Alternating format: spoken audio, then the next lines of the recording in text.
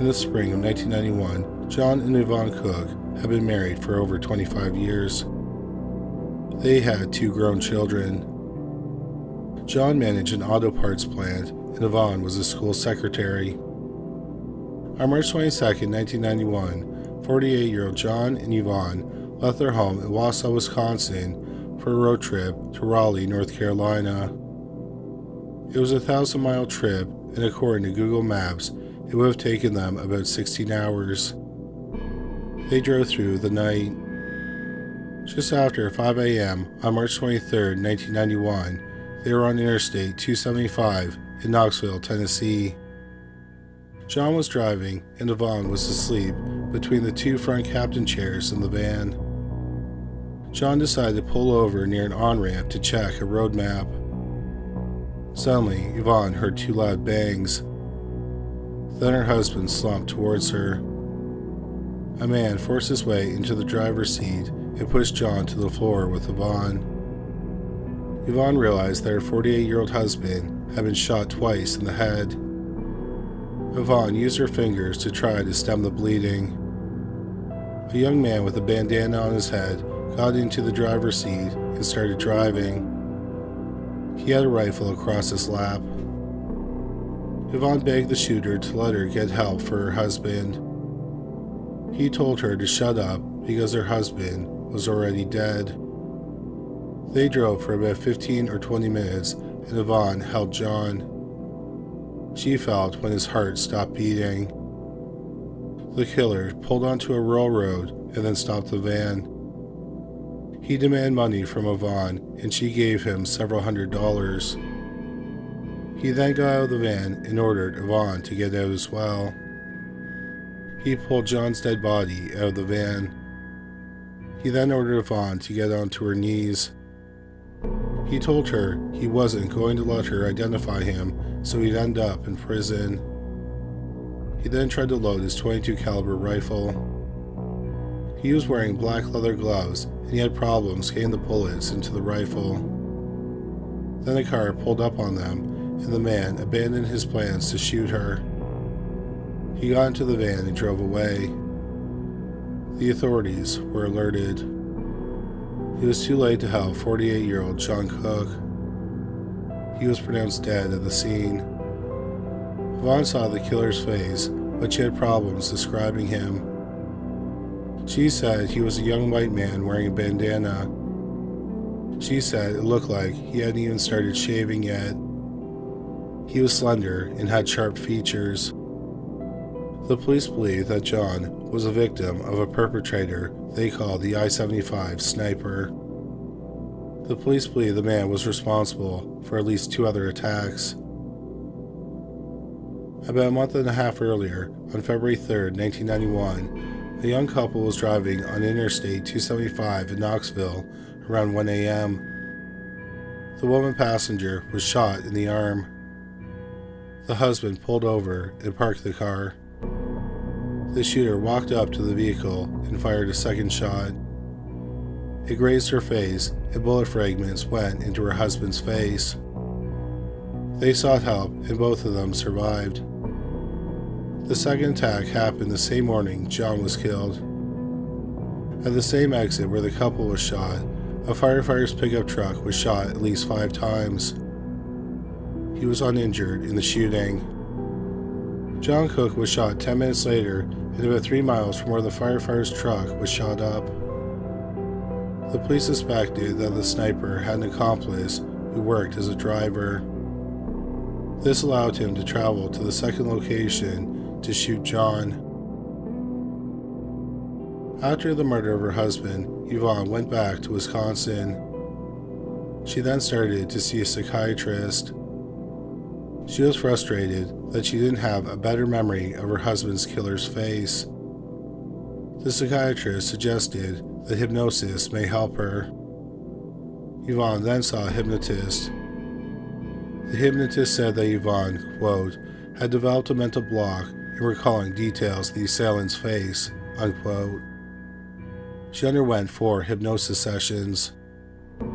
On October 11, 1991, about half a year after the murder, Yvonne met with a police sketch artist. She described a man who was between 16 and 22 years old, with sharp features, clean-shaven, a long nose, hollow cheeks, a thin upper lip, and dirty blonde hair under his bandana. The police also sent Yvonne 6 photo lineups, each containing 6 pictures. She did not see the man who killed her husband. Also, with a detective, she viewed several video lineups. In one of them, she saw a man whose body language reminded her of her husband's killer. She requested an audio recording of his voice, but never got one. 9 years went by and no progress was made on the case. Then in April 2000, the police got a lead.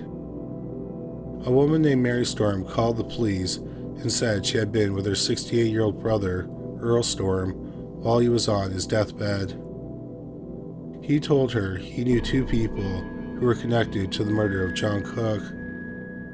They were his stepson, Ernest Saylor, and his friend, Howard Walter Thomas, who went by Wally. In none of the news reports or the court filings could we find exactly what Earl Storm said, other than that he said that Ernest and Thomas were connected to the murder. The detectives followed up on the deathbed confession. They located Ernest Saylor, who lived in Knoxville. Besides interviewing him, they also interviewed his mother, Joy Storm, his sister, Sammy Saylor, his grandmother, Goldie Storm, and the woman he was married to at the time, Loretta Strange. Strange had also dated Wally Thomas. Ernest told the police that he and Wally had been best friends and as close as brothers since they were about 14 or 15 years old. Ernest said that on the morning of the murder, Thomas called him and asked him to pick him up at a local car wash. When Ernest picked up Thomas, he noticed that Thomas was wearing a bandana. Thomas's clothes had blood on them. He was carrying something long that was wrapped up in a blanket or bed sheet. It was a rifle. Ernest claimed that Thomas then told him he had killed someone.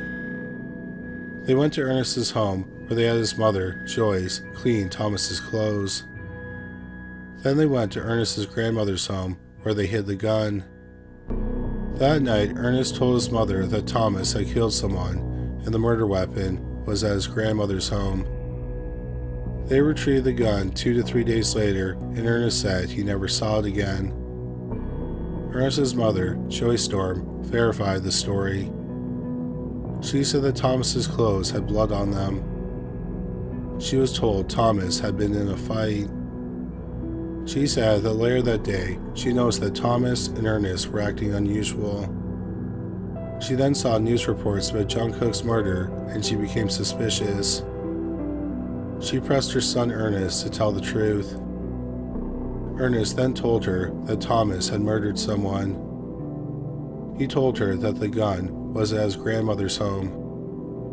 Joyce told her son to get the gun because she didn't want to involve her mother, Goldie Storm. Joyce put Thomas's clothes in a bag and then asked Ernest to give them to Goldie to burn them when she burned her garbage. When Ernest retrieved the gun from his grandmother's home, he gave his grandmother the bag with the clothes in it.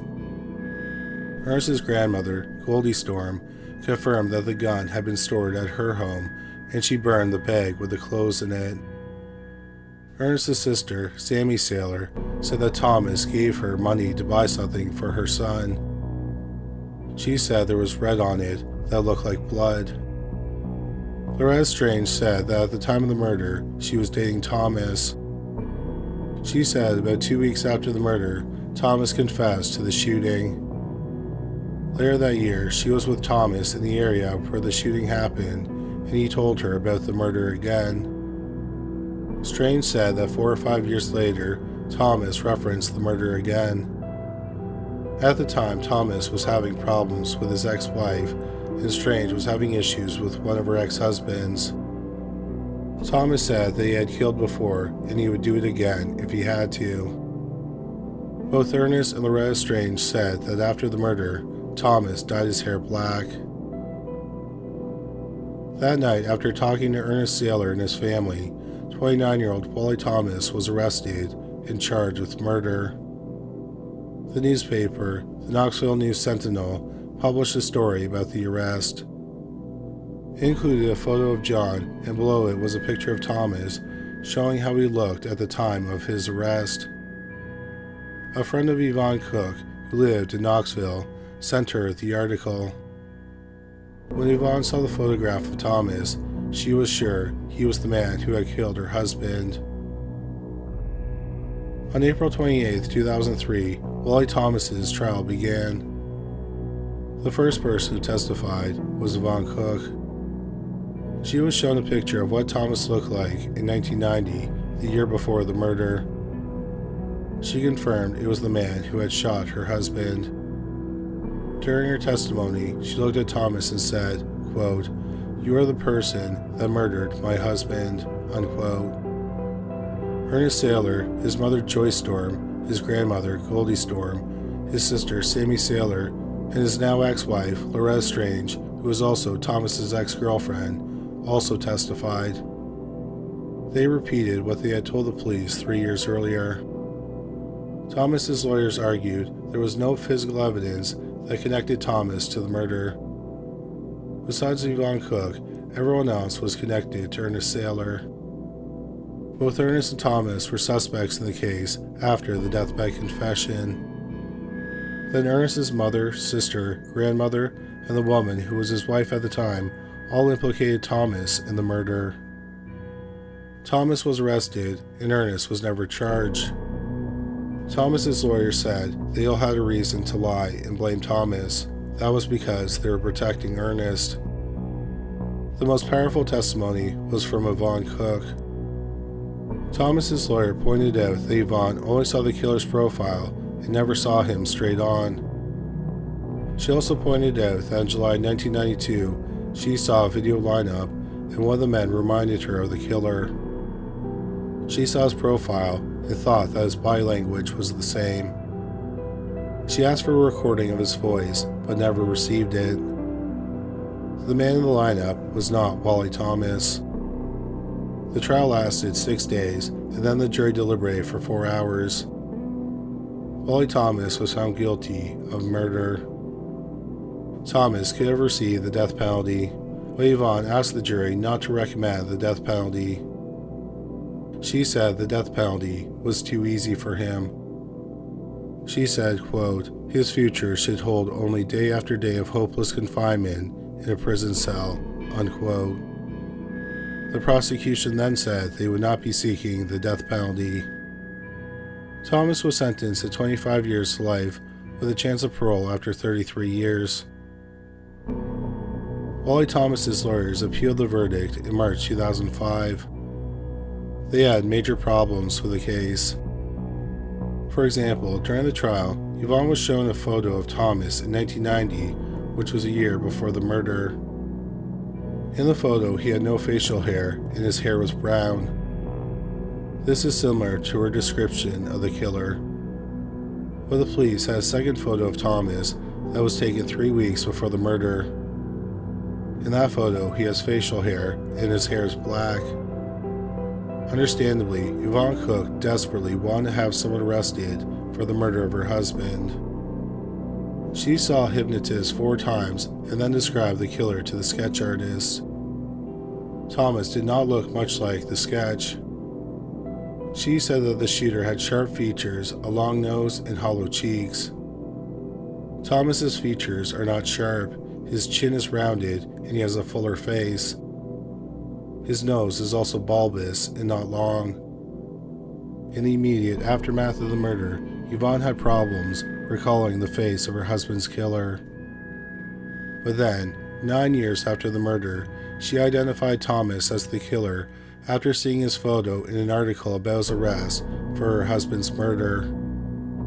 Also, the photo in the newspaper was taken in 2000 when Thomas was 29. Thomas was 20 when the murder was committed. How could Yvonne be so sure that he was the killer after all that time? Or did she believe he was the killer because she so badly wanted closure on her husband's murder? The problem is that human memory is malleable. During stressful situations, Many people have problems remembering details. Time can also distort our memories. Something else that can affect our memory is hypnosis. Yvonne underwent hypnosis 4 times to try to remember the details about the killer's face. When Thomas went to trial in Tennessee, lawyers could not have experts testify about memory and eyewitness accounts. Reason being was that they thought lawyers could unfairly use them to discredit all eyewitness testimony. The law was changed in 2007, and now experts can testify about the science of memory and eyewitness accounts. Unfortunately, eyewitness misidentification is a major contributor to wrongful convictions. According to the Innocence Project, quote, more than 60% of our clients were wrongly convicted based on eyewitness misidentification, unquote. In 2009, Wally Thomas's appeal was denied. His lawyers appealed again in March 2013. The appeal was ultimately denied. At the time of this video, 53-year-old Wally Thomas is serving a sentence at the Morgan County Correctional Complex in Wartburg, Tennessee.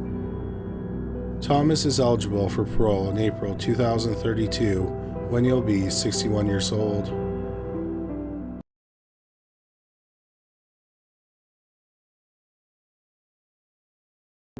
Helle Nielsen was born in Denmark in July 1947. She grew up in a small town north of Copenhagen. She attended university in England. After school, she worked as an au pair in France. In the spring of 1969, she was hired by Pan Am to be an airline attendant. She was sent to Miami, Florida for training. She was put up in a motel with the other trainees, and pilots would come by to visit and flirt with the women. It was there that Helle met a 31-year-old pilot named Richard Crafts. They instantly hit it off. However, at the time, Richard was dating another woman. Yet, Richard and Helle continued to date, and eventually, he stopped seeing the other woman. Their relationship often ran hot and cold. Sometimes Richard would blow her off for months, but Helle always took him back. They agreed that if Helle ever got pregnant, then they would get married. But when she did get pregnant, Richard beat her up and she miscarried. She got pregnant again in 1975, and Richard decided to go ahead with the marriage. They were wed at the end of November 1975. In 1976, Richard and Helle purchased a home in Newtown, Connecticut. Over the years, Helle would go on to give birth to 2 sons and 1 daughter. In 1982, Richard joined the Newtown Police Department as a volunteer police officer. In February 1986, he became an auxiliary officer with the Newbury, Connecticut Police Department. Richard and Helle's marriage was rocky. Richard drank heavily and he ignored the children. Helle also told people that Richard was abusive. Helle's friends saw her with bruises and black eyes, and several people had even witnessed Richard hitting her.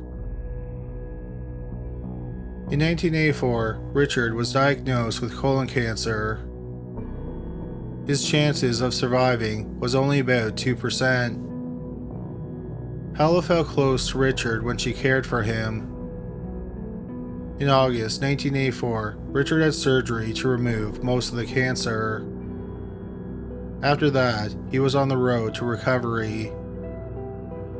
In December 1985, he went back to work full-time. In July 1986, he stopped receiving chemotherapy. By the end of summer 1986, any goodwill that had developed between the husband and wife had vanished.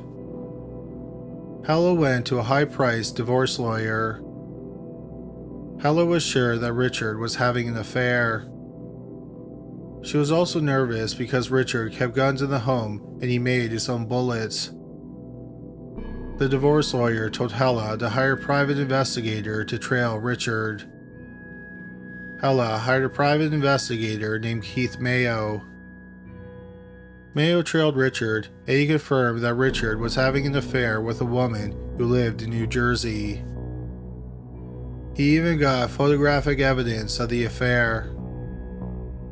On October 14, 1986, Helle decided to go ahead with the divorce. A month later, on November 14th, the sheriff went to the family's home to serve Richard with the divorce papers. But Richard dodged him, so he never received the divorce papers. On the evening of November 18, 1986, Helle returned home from work. She had worked on a flight that came from Europe. That night, there was a snowstorm in Newtown. The next morning, the Crafts' home did not have electricity. Richard took the 3 kids to his sister's home and left them there for the day. Helle was scheduled to work on November 22nd. Helle's fellow airport attendants arrived at the airport and they noticed her car in the parking lot. But Helle didn't report for work. They thought that this was incredibly troubling because Helle had a perfect attendance record. One of Helle's co-workers, Rita Bonanno, immediately suspected that Helle's husband, Richard, might have done something to Helle. She knew that Helle was planning on leaving Richard. Helle told her that if something happened to her, she shouldn't assume it was an accident. It turned out that Helle had told several people this exact same thing. The Crafts had a nanny, and she was also suspicious that something had happened to Helle. On November 25, 1986, the nanny contacted Rita Bonanno and her husband, Frank. The nanny had the night off on November 18th, but she knew that Helle was supposed to come home that evening. But she had not seen or heard from Helle in the last week. The nanny also told Rita and Frank that she saw a dark stain on the carpet in the master bedroom after Helle went missing. The stain was about the size of a grapefruit. A few days later, Richard removed the carpet from the master bedroom. Finally, a chest freezer was missing from the home. Rita Bonanno confronted Richard and she demanded to know where Helle was. Richard told her that she was in Copenhagen, Denmark, visiting her sick mother. But Rita had talked to a mutual friend and Richard had told her that Helle was at a resort. Rita became even more worried when she learned that Richard had told conflicting stories regarding the whereabouts of his wife. Rita wanted to talk to Helle's mother, but she didn't speak Danish. She found someone who could talk to Helle's mother, and he called her. Helle's mother said she wasn't sick, and her daughter wasn't visiting her, and she had not heard from her in weeks. Helle's friends told Richard to report Helle missing, but he refused. Thanksgiving came and went, and still no one heard from Helle. On December 1st, 1986, several of Helle's friends contacted her divorce lawyer. In turn, her lawyer asked the private investigator, Keith Mayo, to investigate her disappearance. It wasn't long before Mayo concluded that Richard killed Helle. So he contacted the chief of police in Newtown. The chief did not think that anything sinister happened to Helle, and he didn't think that investigating her disappearance was urgent. He did have a detective interview Rita Bonanno and the nanny. The detective also didn't think that Helle's disappearance was a serious issue. The day after the interview, the detective left for a 10-day vacation. Richard volunteered to take a polygraph exam, and he passed. So the Newtown police felt confident that Richard did nothing wrong and Helle wasn't really missing. Keith Mayo thought that the Newtown police were wrong. So Mayo talked to the state prosecutor. After they talked, the state prosecutor also thought that Helle might have met with foul play. The state prosecutor did not think that it was likely that a dedicated mother would not contact her children for several weeks. On December 19th, the state police got involved with the investigation. Investigators learned that on November 14th, Richard reserved a commercial-grade wood chipper. He picked up the wood chipper on November 18th and he kept it for 3 days. On the day after Christmas, investigators searched the family's home. They found traces of blood in the place where the nanny said she saw blood on the carpet. On the side of the mattress in the master bedroom, they found 5 tiny drops of human blood. Also, on the side of the mattress, they found evidence of a 6-inch blood smear that someone had cleaned up. The medical examiner thought that Helle was struck on the head, and when she fell, she brushed against the mattress. The investigators also found traces of blood on washcloths and towels that had recently been laundered. The problem was that the police didn't have a body. Several officers knew that Richard had rented a wood chipper, but none of them thought it was connected to Helle's disappearance. Then an officer realized that Richard may have used it to dispose of his wife's body. It turned out that a snowplow driver had seen a man using a wood chipper on a bridge in the early morning hours of November 20th. The spout of the wood chipper was directed into the area where the Housatonic River feeds into Lake Zor. The investigators went to the area where the snowplow driver saw the man using the wood chipper. On the banks of the river, they found what appeared to be a piece of mail. The mail had Helle's name and address on it. They searched the banks of the river and they found bone fragments, a lot of blonde hair, and a fingernail with red nail polish on it. Divers searched the river and they found a chainsaw that had the serial number rubbed off. The forensic team examined the chainsaw. They found blonde hair and human tissue in the blades. They also found a blue fiber. The fiber was a match to a nightshirt that Helle wore. Using acid, the forensic experts were able to uncover the serial number that had been removed. It turned out that Richard Crafts had owned a chainsaw and it was missing. He had sent in a warranty card to the manufacturer. The serial number on the warranty card matched the serial number on the chainsaw that was found in the river. Then the forensic experts got Helle's hairbrush. They compared the hairs on the hairbrush to the hairs found on the chainsaw and on the banks of the river. They determined it was a match. The forensic team also compared the fingernail polish on the fingernail to nail polish in a bottle that was found on Helle's nightstand. It was also a match. The forensic experts got the same make and model of wood chipper that Richard had rented. Then they fed a pig carcass into it because pigs and humans have similar bones and tissue. They compared the markings on the bones of the pig to the bone fragments found on the banks of the river.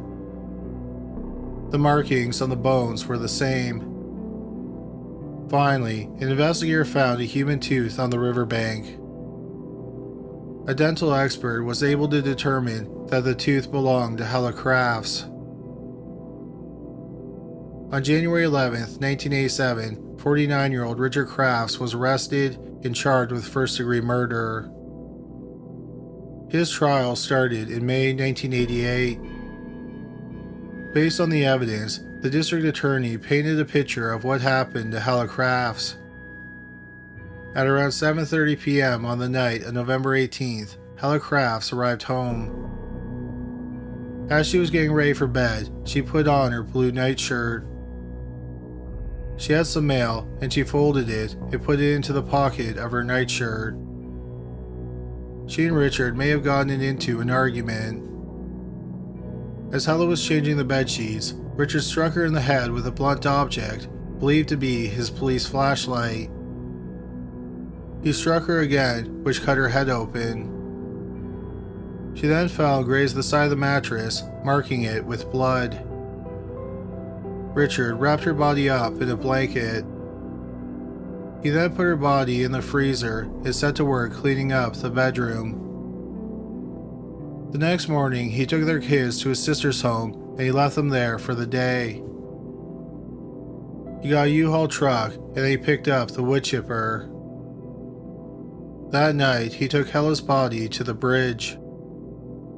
He dismembered her with a chainsaw and then fed her body parts into the wood chipper. Since the body was frozen, there was not much blood splatter. Richard's trial lasted for 2 months. It ended in a mistrial because of a deadlocked jury. 11 jurors had voted to convict and 1 had voted to acquit. Richard went to trial again in the fall of 1989. This time, he was found guilty of first-degree murder. In January 1990, he was sentenced to 50 years of prison. It was the first time in Connecticut history that someone was convicted of a murder without a body. On February 1, 2020, 83-year-old Richard Crafts was released from prison. He was sent to a transitional home for veterans in Bridgeport, Connecticut. He served about 30 years in prison. He has always maintained his innocence. Helle Crafts' murder supposedly inspired the infamous wood chipper scene in the classic Coen Brothers movie, Fargo.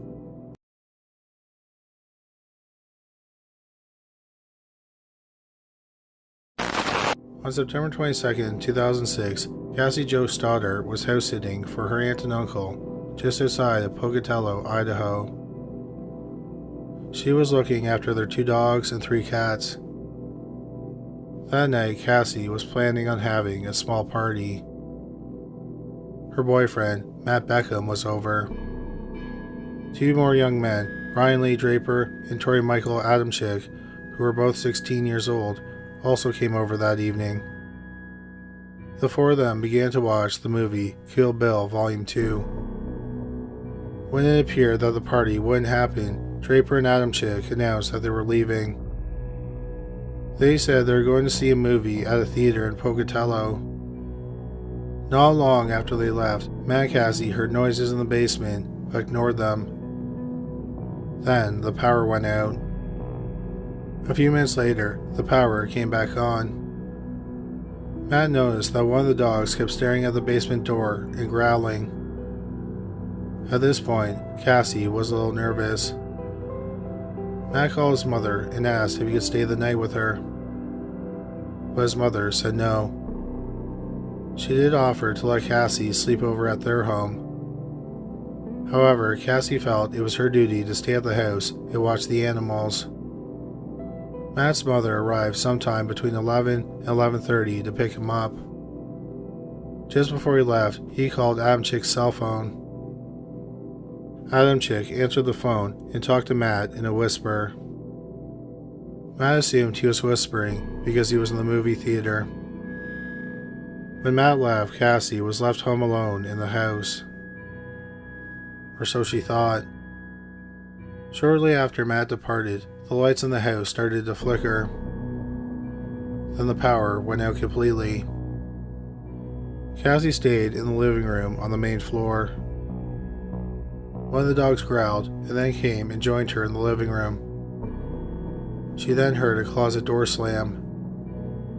Suddenly, 2 men in white masks, black clothes, and gloves, armed with large knives, came into the living room. They attacked her and stabbed her 30 times. The next day, Tori Adamczyk and Matt Beckham hung out. Beckham found it odd that he could not get a hold of Cassie. The next day, which was September 24th, Cassie's aunt and uncle returned home and they found her dead body. The medical examiner determined that 12 out of the 30 wounds would have been lethal. He also believed that 2 knives were used in the murder. Neither knife was found at the crime scene. The police talked to Matt Beckham since he was the last person to see Cassie alive. He told them about the strange things that happened while he was there.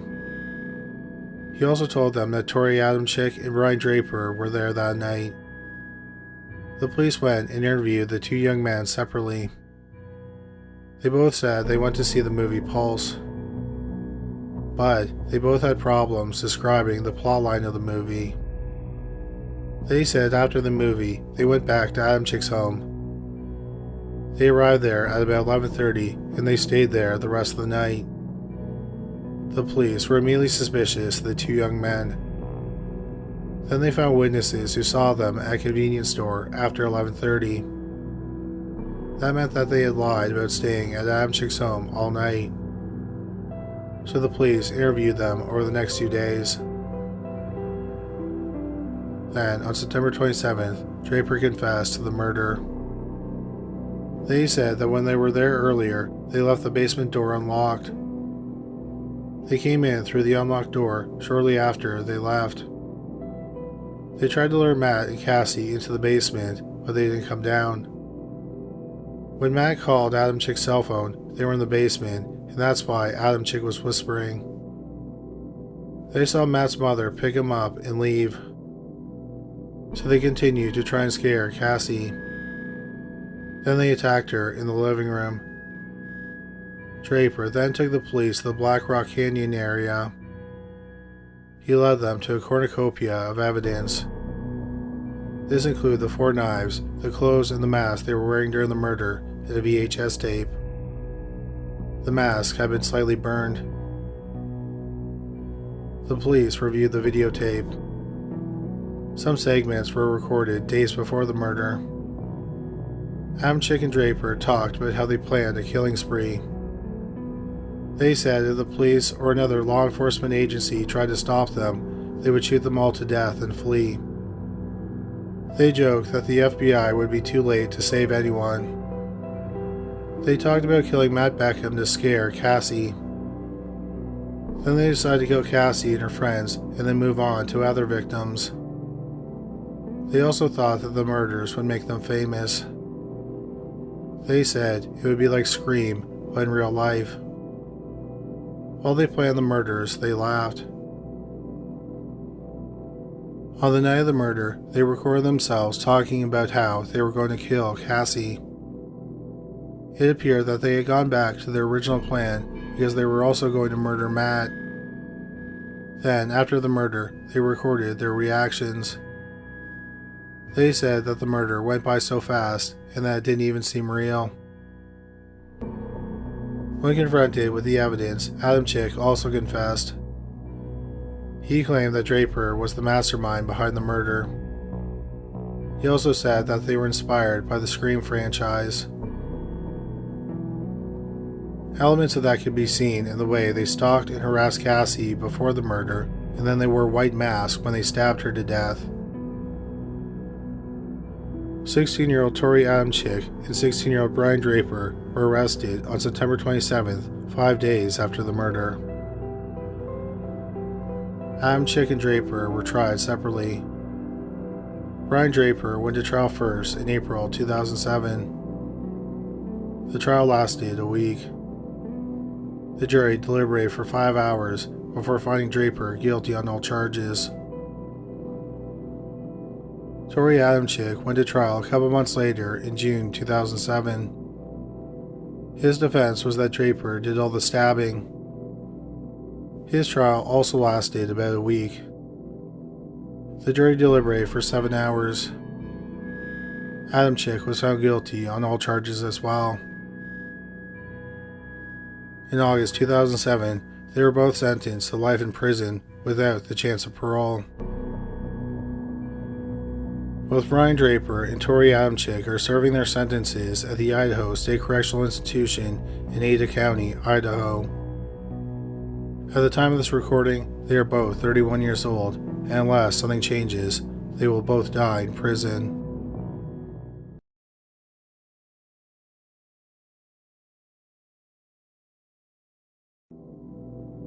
Merced is in California's Central Valley, and in 2000, it had a population of nearly 64,000 people. It was home to the Carpenters, who lived in a quiet ranch farmhouse. John and Tiffany Carpenter had 5 children: 14-year-old Jessica, 13-year-old Anna, 11-year-old Vanessa, 9-year-old Ashley, and 7-year-old John William. John Carpenter owned a construction company. On the morning of August 23, 2000, John was working at a site over 30 miles away at Lake Don Pedro, California. He left early in the morning before the children woke up. Since it was summer, the children were sleeping in, so Tiffany used the quiet time to take the family's van to the auto shop. The eldest Carpenter child, 14-year-old Jessica, woke up first and walked into the living room. In the living room was a naked man who was a complete stranger to her. The man was pulling on his pants. Jessica wanted to run out of the house, but the furniture had been moved, so it was blocking all the doors that led out of the house. Jessica went back into her room and locked the door. She picked up the phone to call 911, but the line was dead. The man started banging on her bedroom door. Jessica climbed out the window and ran to a neighbor's home. 13-year-old Anna and 11-year-old Vanessa were sleeping in the same room. They were awoken by someone pounding on their bedroom door. They opened the door, and the man, who was now holding a pitchfork, was standing in the doorway. Anna instinctively stepped in front of her younger sister to protect her. The man told Anna to lie down, and she refused. He then tried to stab her in the chest with a pitchfork. Anna managed to get her hands up to defend herself, but her hands were severely injured. The commotion woke up 9-year-old Ashley, who came into the bedroom. She screamed, "Stop it." The home invader then turned his attention to Ashley. Anna and Vanessa ran out of the bedroom. They discovered that all the doors had been blocked with furniture. They ran to the laundry room, which was blocked by a bookcase. They managed to move the bookcase, and they got into the laundry room. They locked the door behind them. The man came to the laundry room door and asked them to open the door. He said that he would be nice to them. The girls managed to climb out of the window. Outside, they found Jessica. Jessica had returned from the neighbor's house because they weren't home. The 3 girls ran to another neighbor's house, and they were home. Jessica called 911 and told the operator that a man had broken into their home and attacked her brother and her sister with a pitchfork. Officers rushed to the house and put up yellow tape around it. Tiffany arrived home, and she was shocked by what she found. She was completely unaware of what happened after she left the house. An officer told her that someone was in her house, and he didn't know if her children were alive. 2 officers entered the home and encountered the pitchfork-wielding intruder in the hallway. They ordered him to drop the pitchfork. He ignored their demands and ran towards them. The officers fired several shots at him, and he fell to the ground. Then, just like a villain in a horror movie, he stood back up again and charged at the officers with a pitchfork. The officers fired more shots at him, and he went down a second time. This time, he stayed down. The police searched the rest of the house. They found the dead bodies of the youngest Carpenter children, 9-year-old Ashley and 7-year-old John William. They both had been killed with a pitchfork. Anna was taken to the hospital, and her wounds were treated. She ultimately survived the attack.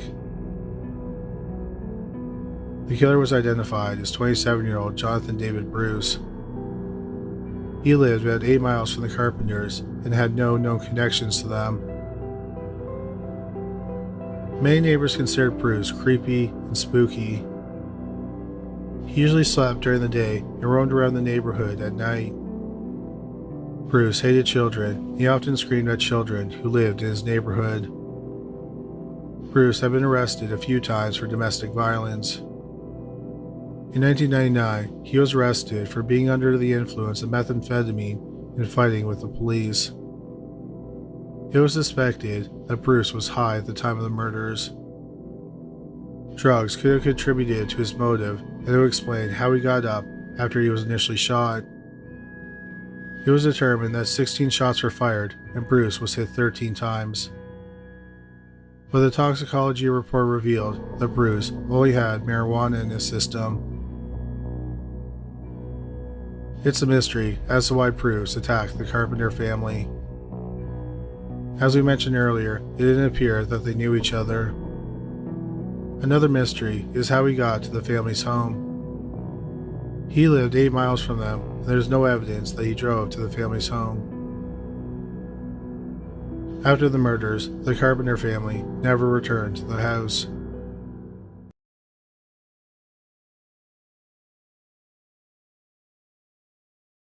San Fernando is both a city and a municipality in northeast Mexico. The city is only about 90 miles from Brownsville, Texas. The area has been devastated by cartel violence. It was the site of 2 brutal massacres committed by the notorious drug cartel Los Zetas, which in English is the Z's. The Zetas started off as an enforcement arm of the Gulf Cartel. They were made up of commandos who left the Mexican army. They broke off from the Gulf Cartel in February 2010. The Zetas are known for their ultraviolet tactics, and at their peak, they were considered one of the most dangerous drug cartels. Being known as the most violent and dangerous cartel is quite the title, because the other cartels aren't exactly groups of choir boys. The first horrifying mass murder they committed in San Fernando happened in August 2010. They shot to death 58 men and 14 women, 72 people in all. They were undocumented immigrants from South and Central America. They were killed because they refused to work for the Zetas and didn't give money for their release. In April 2011, the Zetas hijacked several buses of undocumented immigrants. Many of the women were sexually assaulted. Some of the men were forced to fight each other to the death. The winners joined the Zetas, and the losers were buried in unmarked graves. In total, 193 people were killed and buried in several mass graves. In early 2012, Karen Alejandra Salinas Rodríguez lived in San Fernando. She was going to school and she ran her mother's business, which sold cowboy apparel. Her mother, Miriam, lived in San Fernando on the weekends. During the week, she worked in the United States as a nanny. Miriam and her husband were separated, but still married. On January 23, 2012, Karen was merging onto the road when 2 pickup trucks pulled up on both sides of her. They forced her over to the shoulder of the road. Once she was stopped, several armed men got out of the trucks. They took Karen back to the home that she shared with her mother, Miriam. While Karen and her kidnappers were hiding there, her uncle's mechanic came over to fix a car. He had no idea Karen was being held hostage inside. They grabbed him and then decided to flee. The kidnappers contacted Karen's parents and demanded a ransom. They followed the demands and dropped off the money. But they never saw Karen again. Miriam asked for a meeting with a member of the Zetas. To her surprise, one of them agreed to meet with her at a restaurant in San Fernando. He claimed he didn't have her daughter, but he offered to find her for $2,000. When they met, he was wearing a walkie-talkie. Miriam listened to the chatter on the walkie-talkie and learned that the man's name was Sama. After the meeting, Miriam called Sama several times to see if he had any news about her daughter. After about a week, Sama stopped answering his phone. Other sadists would call Miriam and tell her they just needed some more money. At this point, Miriam and her husband didn't think that they would ever see Karen again, but they sent the money anyways. After signing the last payment, Miriam made a vow. She was going to hunt down everyone involved with her daughter's kidnapping until the day she died. Miriam talked to the mechanic who was kidnapped with Karen because they had released him. He confirmed that Sama had been involved in Karen's kidnapping. Miriam then started looking through social media. One day on Facebook, she saw a picture tagged with the name Sama. She clicked on the photo and she instantly recognized Sama. He was posing with a young woman wearing a uniform from an ice cream shop in Ciudad Victoria. For several weeks, she watched the ice cream shop, and then one day, Sama showed up. She followed him home and noted his address. She then posed as a government pollster and went door to door in the neighborhood. As she spoke to the people, she collected information about Sama. She then went to the police with the information she had collected, but she had problems finding someone who would help her. Finally, she came across a federal police officer who looked at what she had collected. He was impressed, and he got a warrant for Sama's arrest. But when they went to arrest him, he was gone. Miriam's son lived in Ciudad Victoria. On September 15, 2014, her son happened to see Sama, so he called his mother and the police. Sama was arrested later that day.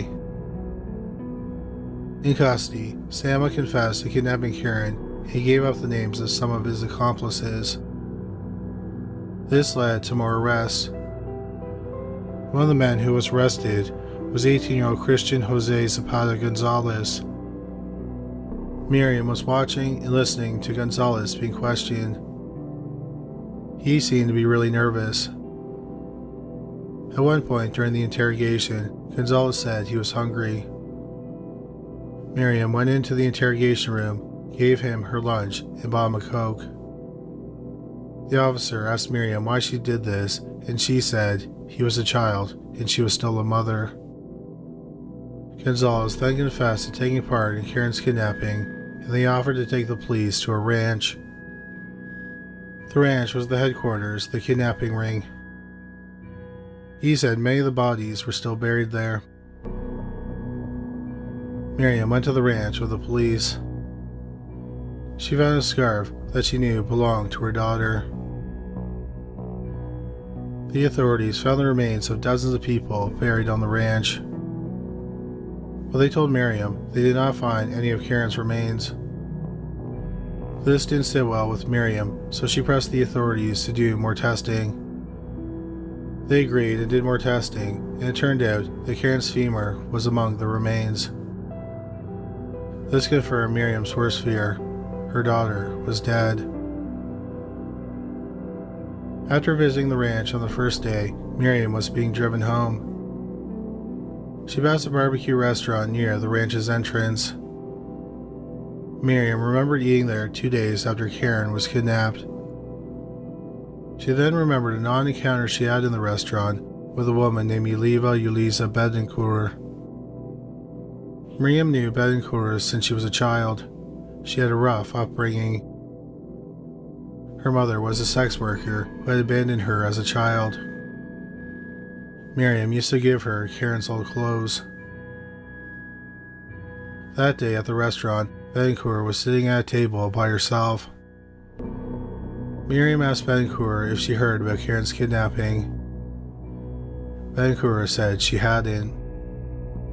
Miriam thought that this was odd because it had been all over the news.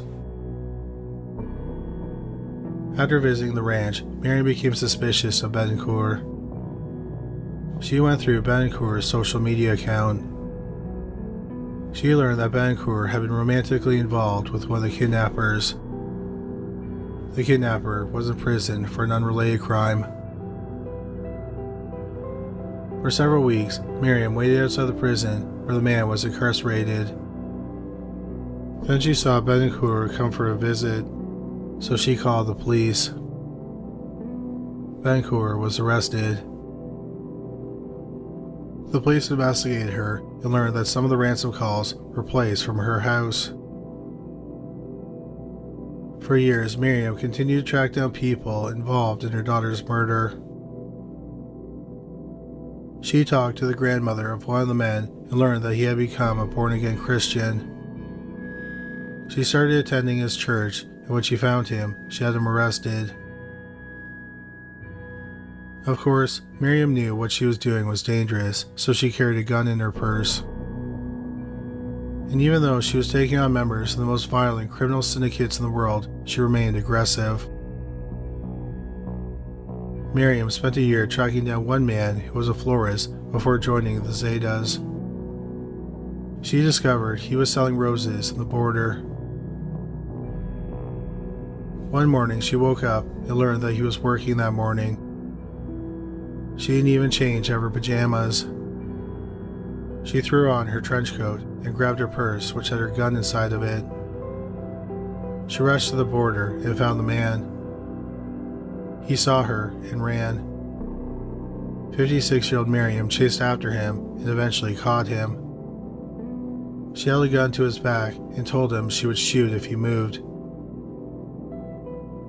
She held him there for an hour until the police arrived and arrested him. In April 2017, Miriam was tracking a woman who had worked with the Zetas. In April 2017, she was working as a nanny. Miriam watched the house where she worked. When she saw an opportunity, she called the police. They arrived and placed the woman under arrest. As they were arresting her, Miriam ran towards them and stepped wrong. She ended up fracturing her foot. She was placed in a cast and was on crutches.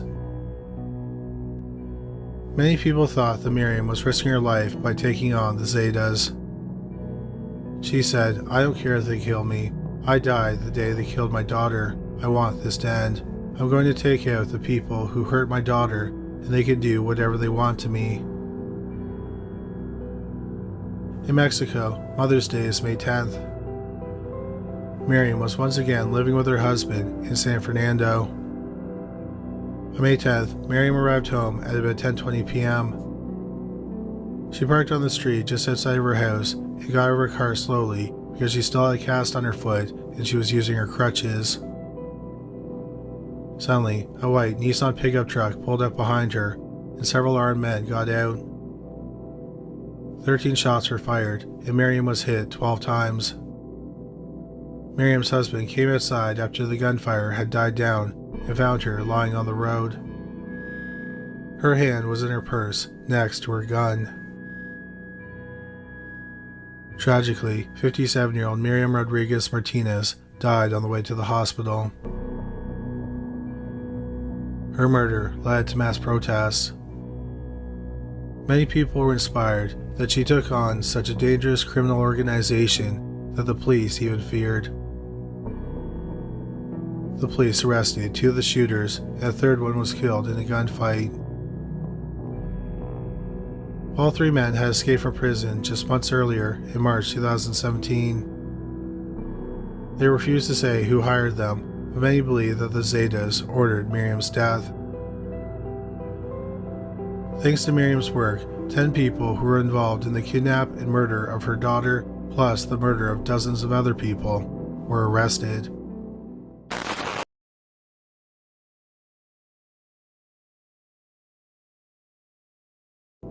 Harriet Shapiro was born in Boston, Massachusetts in July 1927 to Jewish parents. Her childhood was a rough one. Her father abandoned her and her mother when she was young. Then her mother was committed to a psychiatric hospital. She ended up growing up in 8 different foster homes where she suffered horrible abuse. When she was in her teens, she got involved in acting. In July 1944, she got married to a childhood friend. It's believed that she got married as a way to escape her foster home. In 1946, she started performing in a nightclub in Manhattan under the name Susan Cabot. A year later, Cabot had an uncredited role in the classic film noir Kiss of Death. Cabot then found work doing commercials. In 1949, she was discovered by a casting agent. Cabot was then cast as the co-star in the adventure film On the Isle of Samoa, which was released in 1950. After that, she signed a deal with Universal Pictures. She ended up making 6 films with Universal. In 1954, she left Universal and started doing stage plays in New York City. She returned to the world of film in 1957. The movie Carnival Rock was a low-budget indie movie directed by the legendary filmmaker Roger Corman. This was the start of Cabot's career as a low-budget B-movie actress, which included films like Fort Massacre, Machine Gun Kelly, and The Wasp Woman. In 1959, Susan Cabot made headlines, and it wasn't for her acting. Cabot had a highly publicized affair with King Hussein, who was the king of the country of Jordan. Cabot, who was 36, met King Hussein, age 24, when he came to Los Angeles for a visit. Around the same time of the affair, Cabot stopped acting. In January 1964, Cabot gave birth to a son, Timothy Scott. Timothy was born a dwarf. Cabot never publicly revealed the identity of Timothy's father. In 1968, Cabot married a man named Michael Roman. Timothy took on his stepfather's last name. Susan Cabot and Michael Roman stayed married until 1983, and then they divorced. Susan Cabot apparently made money through real estate transactions and by restoring and selling classic cars. Cabot was in psychotherapy for most of her adult life. She had frequent mental breakdowns. One of her doctors said that she suffered from what is today known as post-traumatic stress disorder because of her awful childhood. Cabot continued to live with her son, Timothy, in Encino, California. Over the years, their house fell into disrepair and the mother and son filled it with trash. At some point, Cabot stopped leaving the house and she became a recluse. On December 10, 1986, Cabot's 22-year-old son, Timothy, called the police. When the police arrived, they were shocked by the state of the house. There was garbage and rotting food everywhere. Timothy explained to the officers that he had gone to bed at around 9:30 p.m., but got up about half an hour later because he was hungry. He said that he went into the kitchen and he encountered a Hispanic man wearing a ninja mask. He said that the man stabbed him in the arm and struck him on the head with a blunt object. Timothy claimed that he was knocked unconscious and he came to about half an hour later. That's when he called the police. The police noted he had a small bump on his head and there was a cut on his arm, but it was only a quarter-inch long and it wasn't deep. Timothy told the police he lived with his mother, but he had not checked on her. The officers went to the master bedroom and they found 59-year-old Susan Cabot dead in her blood-drenched bed. It was clear she had been beaten to death. Timothy gave the police permission to search the house. But the police had problems getting into Timothy's bedroom because he had 2 large Akitas, which is a dog breed similar to German Shepherds, and they wouldn't allow anyone into the room. One of the detectives called the dogs vicious. 2 different teams of animal control specialists were called to get the dogs out. The police looked around Timothy's room and they found a clothes hamper with a box of laundry detergent in it. In the box of detergent, they found a weightlifting bar. It was determined to be the blunt object that was used to beat Cabot to death. The police quickly surmised that there was no man in a ninja mask and Timothy killed his mother. They thought this for several reasons. The first was that Timothy did have some injuries, but they were very minor. Secondly, the murder weapon was found in Timothy's room, which had 2 vicious dogs in it. Had anyone else entered the room, the dogs would have mauled them. So Timothy was arrested and charged with first-degree murder. In April 1987, a few months after Timothy Roman was arrested, it was revealed that the relationship between his mother, Susan Cabot, and King Hussein had lasted for years. Also, for decades, Cabot had received $1,500 a month from the king. Timothy's lawyer said that King Hussein may have been Timothy's father, and the money could have been child support payments. Since Timothy might have been King Hussein's son, his lawyer wanted to move out of the jail because Timothy's heritage was Jewish. This is a problem because King Hussein is a direct descendant of the Prophet Muhammad. Timothy's lawyer argued that Timothy, being a half-Jewish and half-Arab descendant of Muhammad, may have made him a target for murder. But Timothy was not harmed in jail while he was awaiting trial.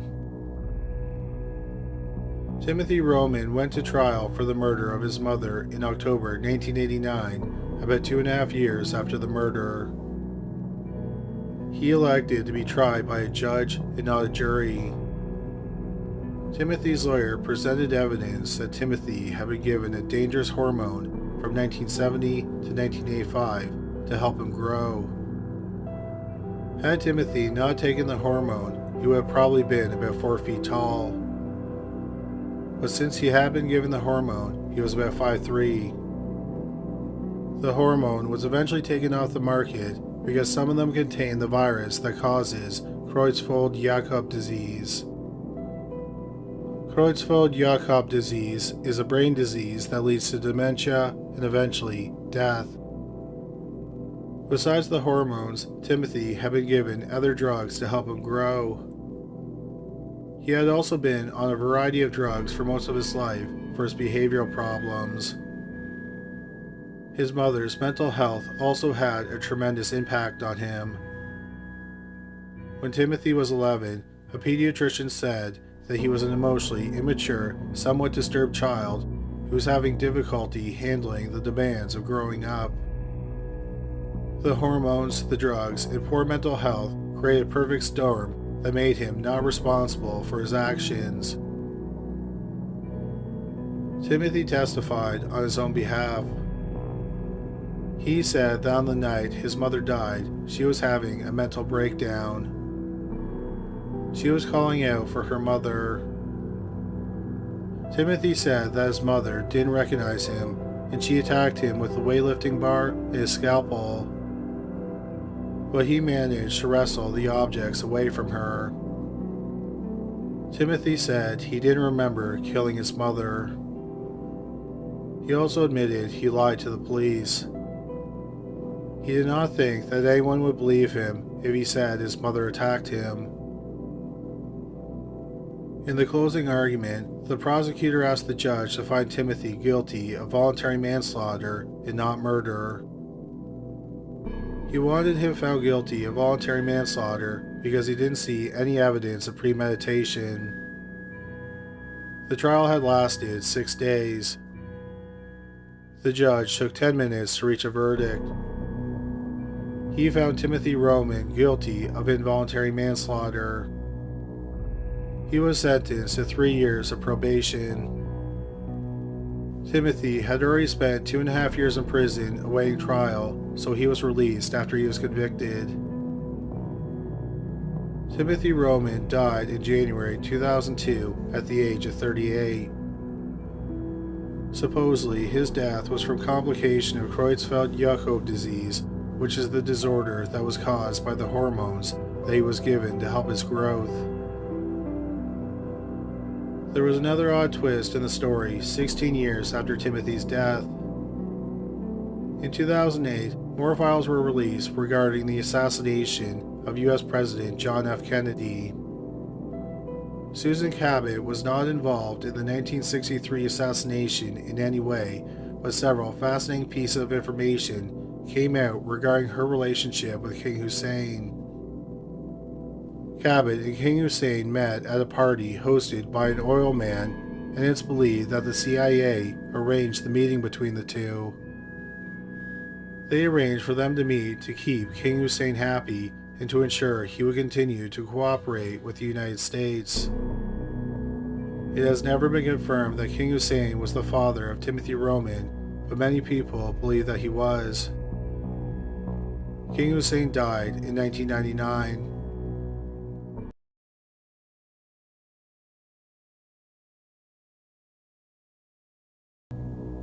In the German legal system, people are only identified by their first names and the initials or the last names, so we will be doing that for this video. In August 2022, 23-year-old Shahraban K, who went by Sherry, was living with her parents in Munich, Germany. Sherry worked as a beautician. She had been married for 4 years, but recently moved out of the apartment she shared with her husband. She and her husband had ran a beauty salon. She and her husband had been fighting frequently in the months leading to the split up. Sherry had also been fighting with her husband's family. On August 16, 2022, Sherry told her parents that she was going to her former apartment, which she shared with her estranged husband, in Ingolstadt, a city about 50 miles north of Munich, to pick up her mail. When Sherry didn't return home, her parents went looking for her. In a residential area in Ingolstadt, they found her black Mercedes-Benz parked on the street. They saw the body of their daughter in the back seat under a blanket. It looked like she was dead. The car was locked, so they tried to break a window, but they couldn't. The police were called, and they got the door open. Sherry was dead. She had been stabbed dozens of times in the upper body, and her face was disfigured. The police instantly had a suspect, her estranged husband. They interviewed him immediately. He claimed he had nothing to do with the murder. He said that his estranged wife was violent and she had hit him several times. One time she smashed his head into a mirror. Another time she tried to run him down with her car. She had threatened him several times. He had even gotten a restraining order against her. An autopsy was conducted. The victim had been hit several times in the head with brass knuckles. She had been stabbed 56 times in the face, neck, chest, and back. There were no signs of sexual assault. The medical examiner noted something unusual. The body had several tattoos, but Sherry didn't have any tattoos. The tattoos did match a missing woman, identified only as Khadija O. Khadija had been last seen a few hours before the body was found. Khadija was a 23-year-old beauty blogger who looked remarkably like Sherry. Khadija lived in Heilbronn, which is about 130 miles from where the body was found. DNA testing confirmed it was Khadija's body and not Sherry's. About 22 hours after the body was found, Sherry went to a pizzeria in Ingolstadt and asked to use a phone. She told the owner that her SIM card was broken. The owner noticed that she looked distressed. The owner gave her his phone and she made 2 calls. At least one was to the police. Then she sat down in front of the pizzeria and waited for the police to arrest her. The police took her into custody a short time later. Later that night, Sherry's friend, 25-year-old Shahraban K, who went by the name Cece, was arrested at the apartment he shared with his mother. The apartment was a few hundred yards from where the body was found. Over the next year, the police investigated the pair, and they pieced together what they believed happened. Sherry was not happy in her marriage. She also loathed her husband's brother. She told people her brother-in-law made their lives miserable. He also apparently forced her to have an abortion. In January 2022, she met a man named Vulcan A. Vulcan told her if she paid him, he could kill her brother-in-law. In July 2022, Sherry told Vulcan that she would pay him 10,000 euros for the hit. She paid him 5,000 euros up front. But Vulcan never followed through with the job. He later said he never intended to kill the brother-in-law and just wanted to rip off Sherry. Sherry wanted to leave her husband and start a new relationship with a man that her family did not approve of. After being swindled out of the money, Sherry took steps to fake her death and frame her husband for the murder. She met Cece on Instagram a few days before the murder. Cece's mother said he was easy to manipulate. Also, Cece's friends and family said that he had become infatuated with Sherry. Sherry searched Instagram looking for a doppelganger so that she could kill her and make it look like she had died. She found 26 women who looked like her and reached out to at least 5. On August 9, 2022, about a week before the murder, the victim, Khadija, received a message from Instagram from a woman claiming to be associated with the German rapper Loon. The woman offered Khadija a role in Loon's next music video.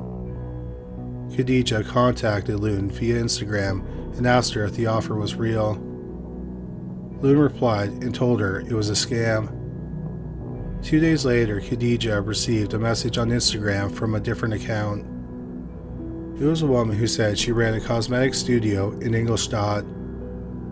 She offered Khadija a free treatment during a photo shoot. The woman was then going to use the photos for advertisement.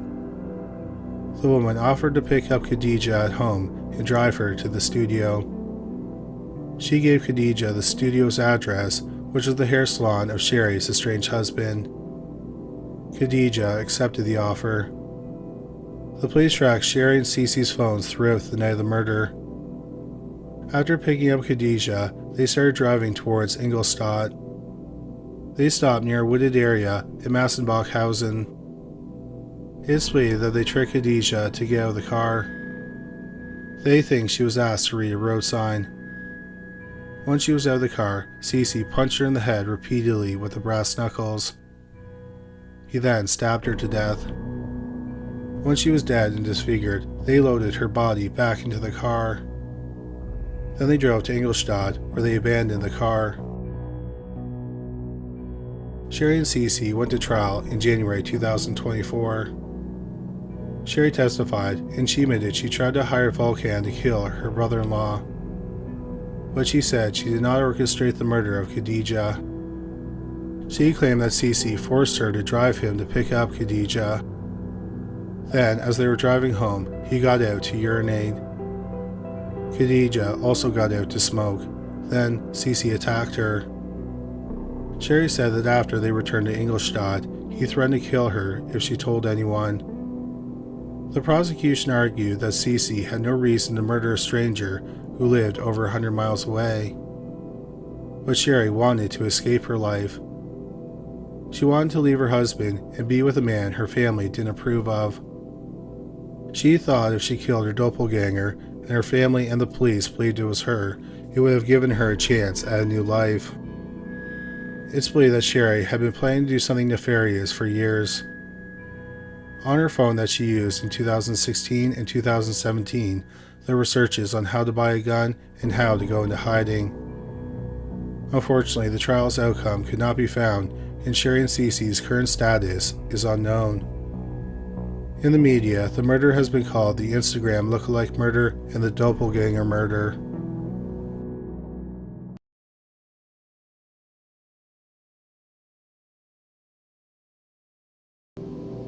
Bryan Charles Kocis was born in Larksville, Pennsylvania in May 1962. After graduating from university, he became a medical photographer.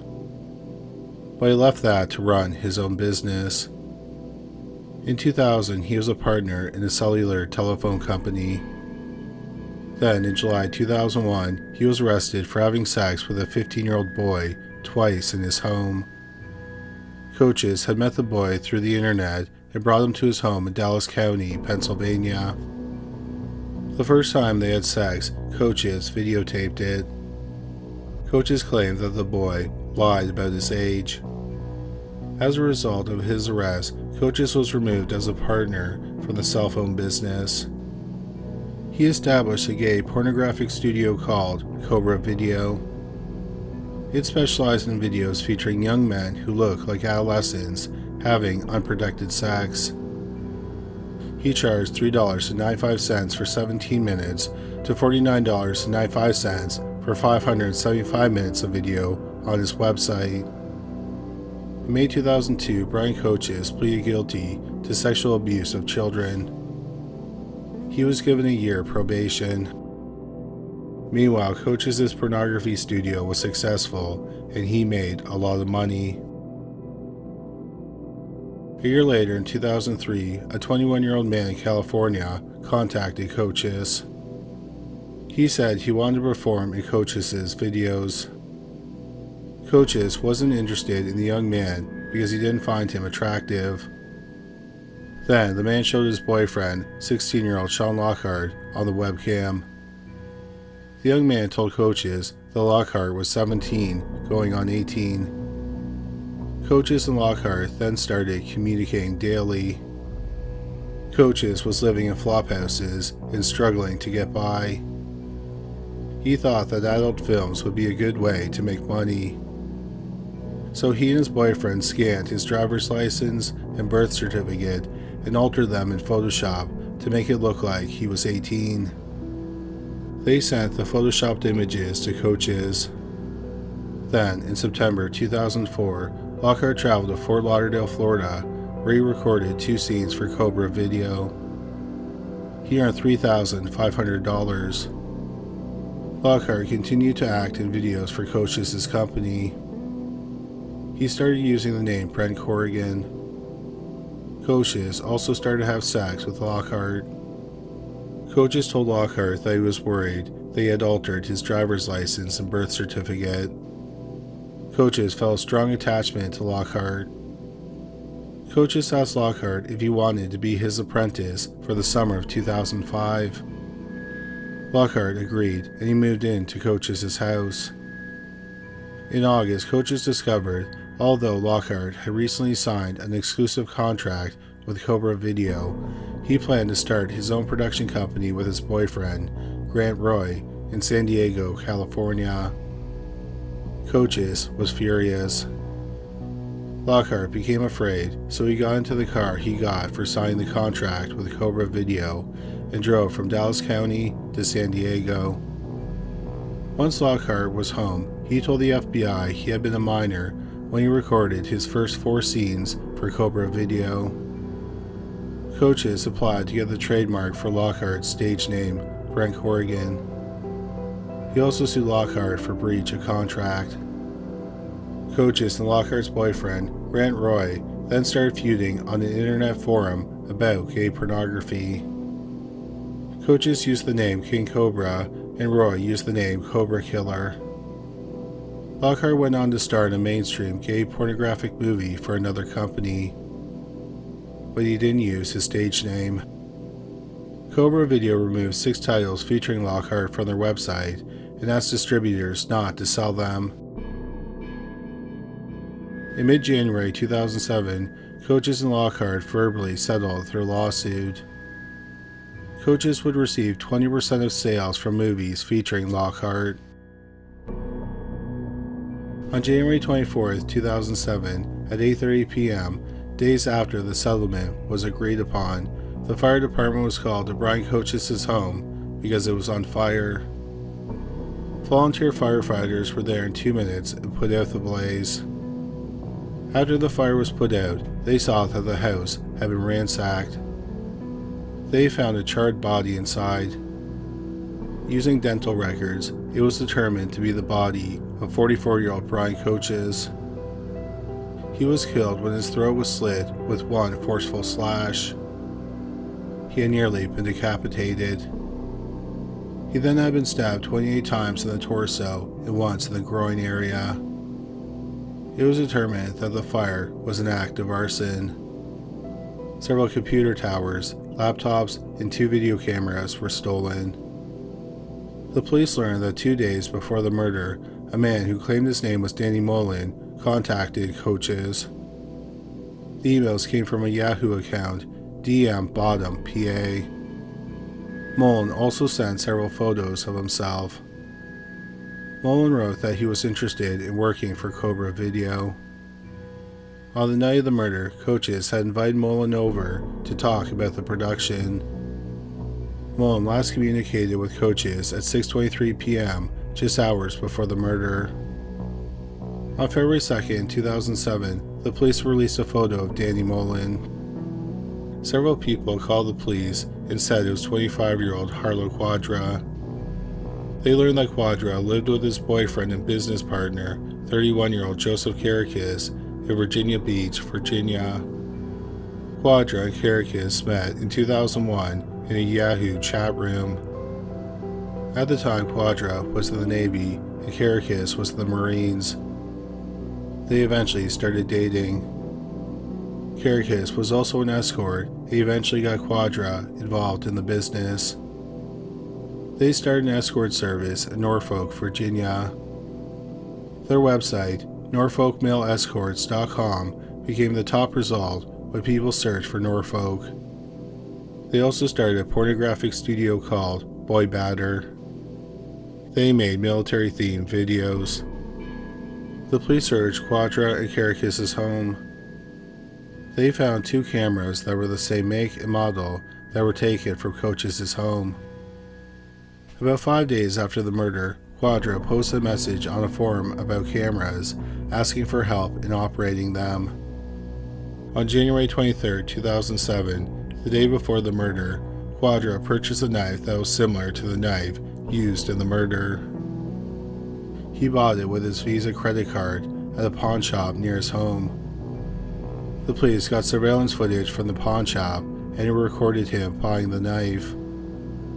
A detective also got a receipt for the knife. It was also determined that the emails from Danny Mullen came from Quadra's computer.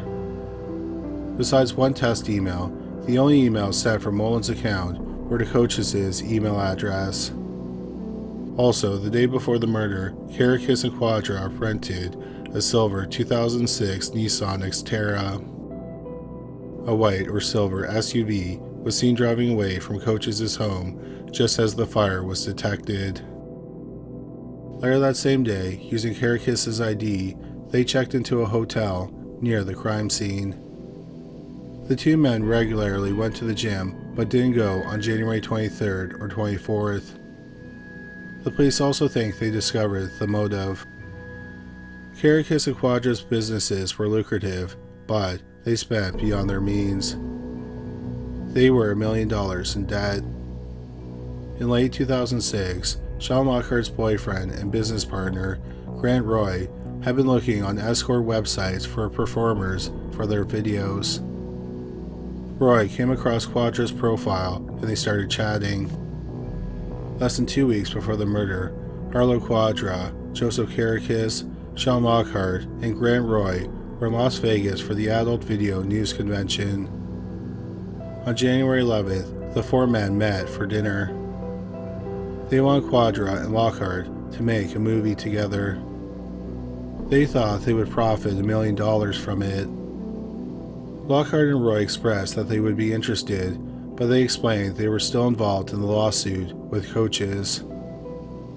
Roy told the police that at dinner, Quadra and Kocis implied that they could have Kocis killed. Roy said that he and Lockhart assumed they were joking. What Quadra and Kocis didn't know was that the lawsuit had been settled by the time Kocis was murdered. Sean Lockhart and Grant Roy agreed to cooperate with the police. They moved forward on the plans to make a video featuring Quadra and Lockhart. On April 27th and 28th, the 4 men met on a beach in San Diego to finalize the deal. When they met, Quadra and Kocis implied that they were involved in Kocis' murder, but they didn't come out and admit they had killed the 44-year-old man. The police believe that Helle Quadra posed as a prospective performer to get into Bryan Kocis' home. Then, while he had Kocis distracted on the couch, Kocis snuck into the house and then slit Kocis' throat. Then, while he had Kocis distracted on the couch, Kocis snuck into the house and then slit Kocis' throat. On May 15, 2007, 4 months after Bryan Kocis was murdered, Helle Quadra and Joseph Kocis were arrested. In December 2008, Kocis pleaded guilty to second-degree murder. He was sentenced to life without parole. Helle Quadra pleaded not guilty and went to trial in February 2009. There was a lot of evidence against him, like the emails, the cameras found in his home, and the evidence that he bought a knife similar to the murder weapon the day before the murder. Plus, the same day he bought the knife, he rented a car, and at the time of the murder, he was at a hotel close to the crime scene. The prosecution had 93 witnesses testify. The defense only had one, which was Helle Quadra, who wanted to testify on his own behalf. He testified against the advice of his lawyer. He claimed he was innocent and that it was Kocis who killed Kocis. Quadra said that he was in Kocis' home when Kocis came in and slit his throat in a jealous rage. The trial lasted 11 days. The jury deliberated for less than 3 hours. They found 27-year-old Helle Quadra guilty on all charges. He was sentenced to life without parole. At the time of this recording, 43-year-old Helle Quadra is serving a sentence at the State Correctional Institution at Cole Township in Pennsylvania. 51-year-old Joseph Kocis is incarcerated at the State Correctional Institution at Huntingdon, Pennsylvania.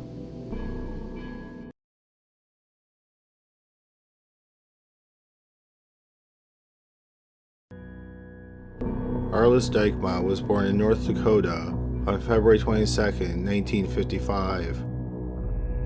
A guiding force in her life from a young age was her evangelical Christian faith. She attended high school in Bismarck, North Dakota, where she was an active member of several Christian groups. In one of these groups, she met Bruce Perry, who was in the same grade as her. Both Arliss and Bruce graduated from high school in 1973. Arliss went to community college in Bismarck, and Bruce moved to Stanford, California to study pre-med at Stanford University. Bruce proposed to Arliss during their first year apart, and Arliss said yes. They got married on August 17, 1974, and Arliss took Bruce's last name. After their honeymoon, Arliss moved to Stanford to live with Bruce while he continued his studies. After relocating, Arliss got a job as a receptionist at a law firm. Life as a newlywed in a new city far from her friends and family was tough on Arliss at times. When life became stressful, she turned to her faith to help get her through. On September 17, 1974, the couple had been married for exactly 8 weeks. Late that night, Arliss decided to walk to campus to mail a letter, and Bruce joined her. As they walked through the campus, they got into a fight over something minor. One of their car's tires was slowly leaking air, and they argued over who was responsible for filling it with air. Arliss was annoyed, and she told Bruce that she was going to pray alone at the Stanford Memorial Church, which is on campus. Arliss entered the church at 11:50 and joined several other people who were praying. Everyone but Arliss left the church before midnight. As they walked out, a few people saw a young man with a medium build and light brown hair walk towards the church. At 12:10, a security guard named Stephen Crawford said he entered the rear of the church and yelled out that he was locking up for the night. Crawford said he didn't see anyone and the church was quiet, so he locked all the doors to the church. At 12:15, Bruce went to the church to check on Arliss because she had not returned home. When he got to the church, he found the doors locked. So he went back to the residence to await her return. At 2 a.m., Arliss still hadn't returned home, so Bruce went back to the church, and once again, he found the doors locked. By 3 a.m., Bruce still had not heard from or seen his wife, and he became worried.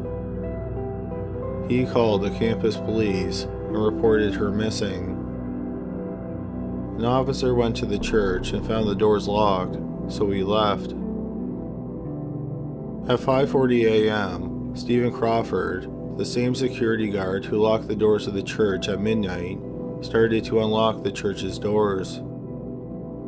When he got to a side door, he noticed something unusual.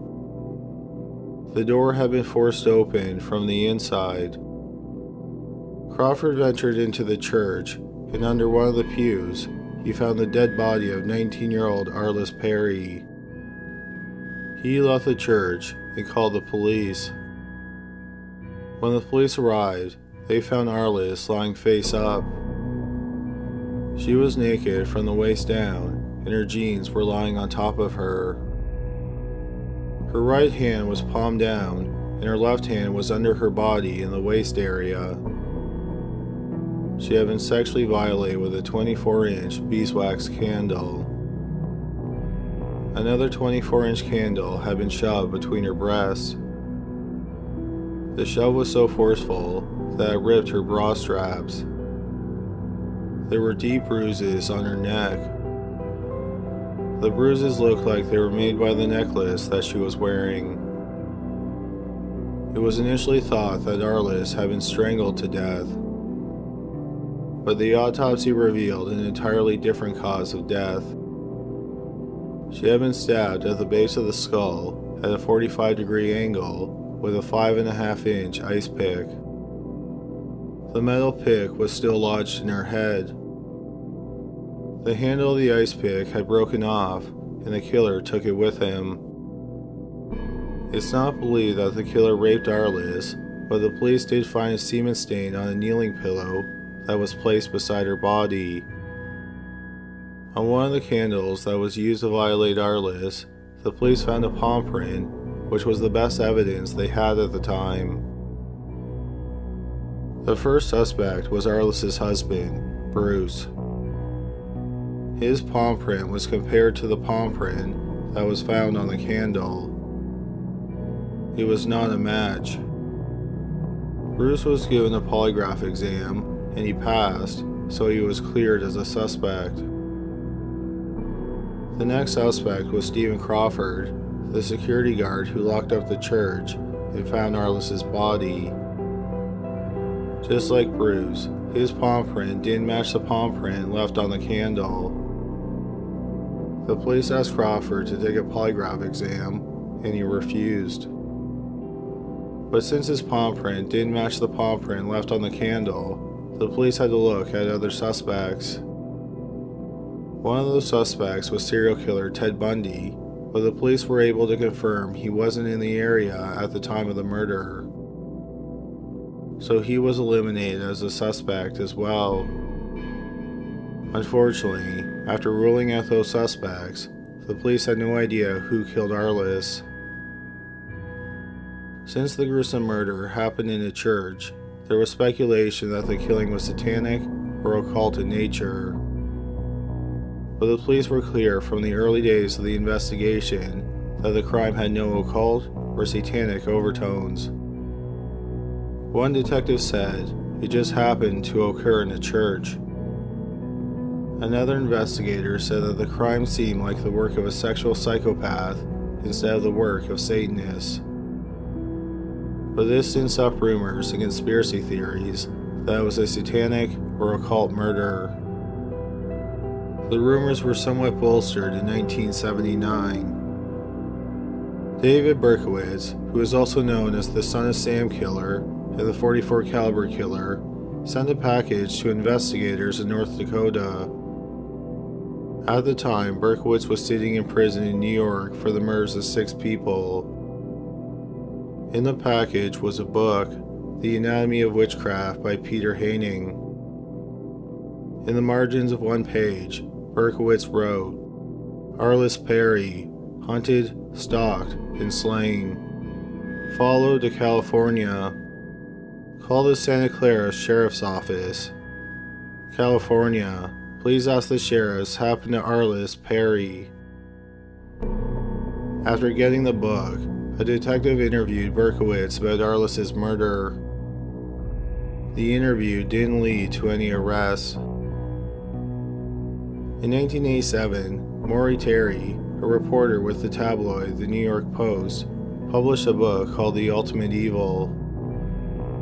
In the controversial book, Terry asserts that Arliss was killed on the orders of a satanic cult that was based in Bismarck, North Dakota. He called the founder of the cult Manson II. Terry said that Manson II was a former member of the Manson family. Terry then goes on to claim that Arliss was killed by a man named Bruce Perry. Not Arliss's husband, but a different man named Bruce Perry. After the book was published, the police still did not think that Arliss's murder was related to Satanism or the occult. For years, no progress was made on Arliss's case. When DNA testing became more prevalent, the Stanford police asked Bruce for his DNA. Bruce had gone on to become a doctor. He voluntarily gave the police a sample of his DNA. The police also picked up an object that had Stephen Crawford's DNA on it. However, it wouldn't be until 2018 that DNA technology had advanced enough that a profile from the DNA found at the crime scene could be developed. When they had the killer's DNA profile, they compared it to Bruce's DNA and Crawford's DNA. Bruce Perry's DNA did not match. Stephen Crawford's DNA was a match. In June 2018, weeks before his DNA was linked to the crime scene, detectives had interviewed Crawford, and he knew he was a person of interest. On the morning of June 28, 2018, the police pounded on the door of Crawford's apartment and they identified themselves. They said they had a warrant to search his apartment. He didn't answer the door, so the officers entered the apartment. When they got inside, they saw Crawford sitting on his bed. He was holding a gun. He was in a small room, so the officers backed their way out of the apartment. A few minutes later, they heard the distinctive sound of a gunshot. Crawford, who was 72, had shot himself in the head. He was pronounced dead at the scene. The police searched his apartment, and they found a book jacket of Terry Maury's book, The Ultimate Evil, which discusses Arliss's murder. They also found a suicide note that was dated 2 years earlier. He did not address the murder directly in the note. Friends and family of Crawford said that he had developed a hatred of Stanford. Crawford had worked as a police officer at Stanford. He joined the force in 1971. But the year after he joined the force, the chief of police implemented new qualifications for officers to carry guns. A lot of the officers were told to reapply for their jobs. About 3/4 of the people that reapplied were not hired back on. This included Crawford. The people who weren't rehired were offered jobs as security guards, and Crawford took the position. The situation made Crawford bitter. He continued to work at Stanford until 1976, about 2 years after Arliss's murder. During that time, Crawford stole artifacts, bronze statues, and rare books from the campus. In 1992, he was arrested in connection with the thefts. He pleaded no contest to the charges, and he was given a 6-month suspended sentence. The police suspect that Crawford killed Arliss as a way to lash out against Stanford. There is also speculation that Crawford committed other murders on and around the Stanford campus. At around 1 a.m. on September 11, 1973, about 13 months before Arliss was killed, 20-year-old physics student David Levine left the Stanford physics department and started to walk to his dorm. 2 hours later, a jogger discovered his body. He had been stabbed 13 times, a dozen times in the back and once in the chest. Then, about 6 months later, and 7 months before Arliss was killed, there was another murder. On the evening of March 24, 1974, 21-year-old Janet Ann Taylor was on the Stanford campus visiting friends. Janet was the daughter of the former director of athletics at Stanford, Chuck Taylor. She was last seen at an intersection on campus, hitchhiking towards home. Her dead body was found the next morning by a milk truck driver about 3 miles from the campus. Her body was in a ditch on the property that was owned by Stanford University. She was fully clothed, but she was missing her raincoat, her belt, and her shoes. Those were all found scattered along the road where her body was found. The cause of death was strangulation. The police department said they are looking to see if Stephen Crawford was involved in these murders as well. But for now, they are happy that, after 44 years, they can close the case on the murder of Arliss Perry.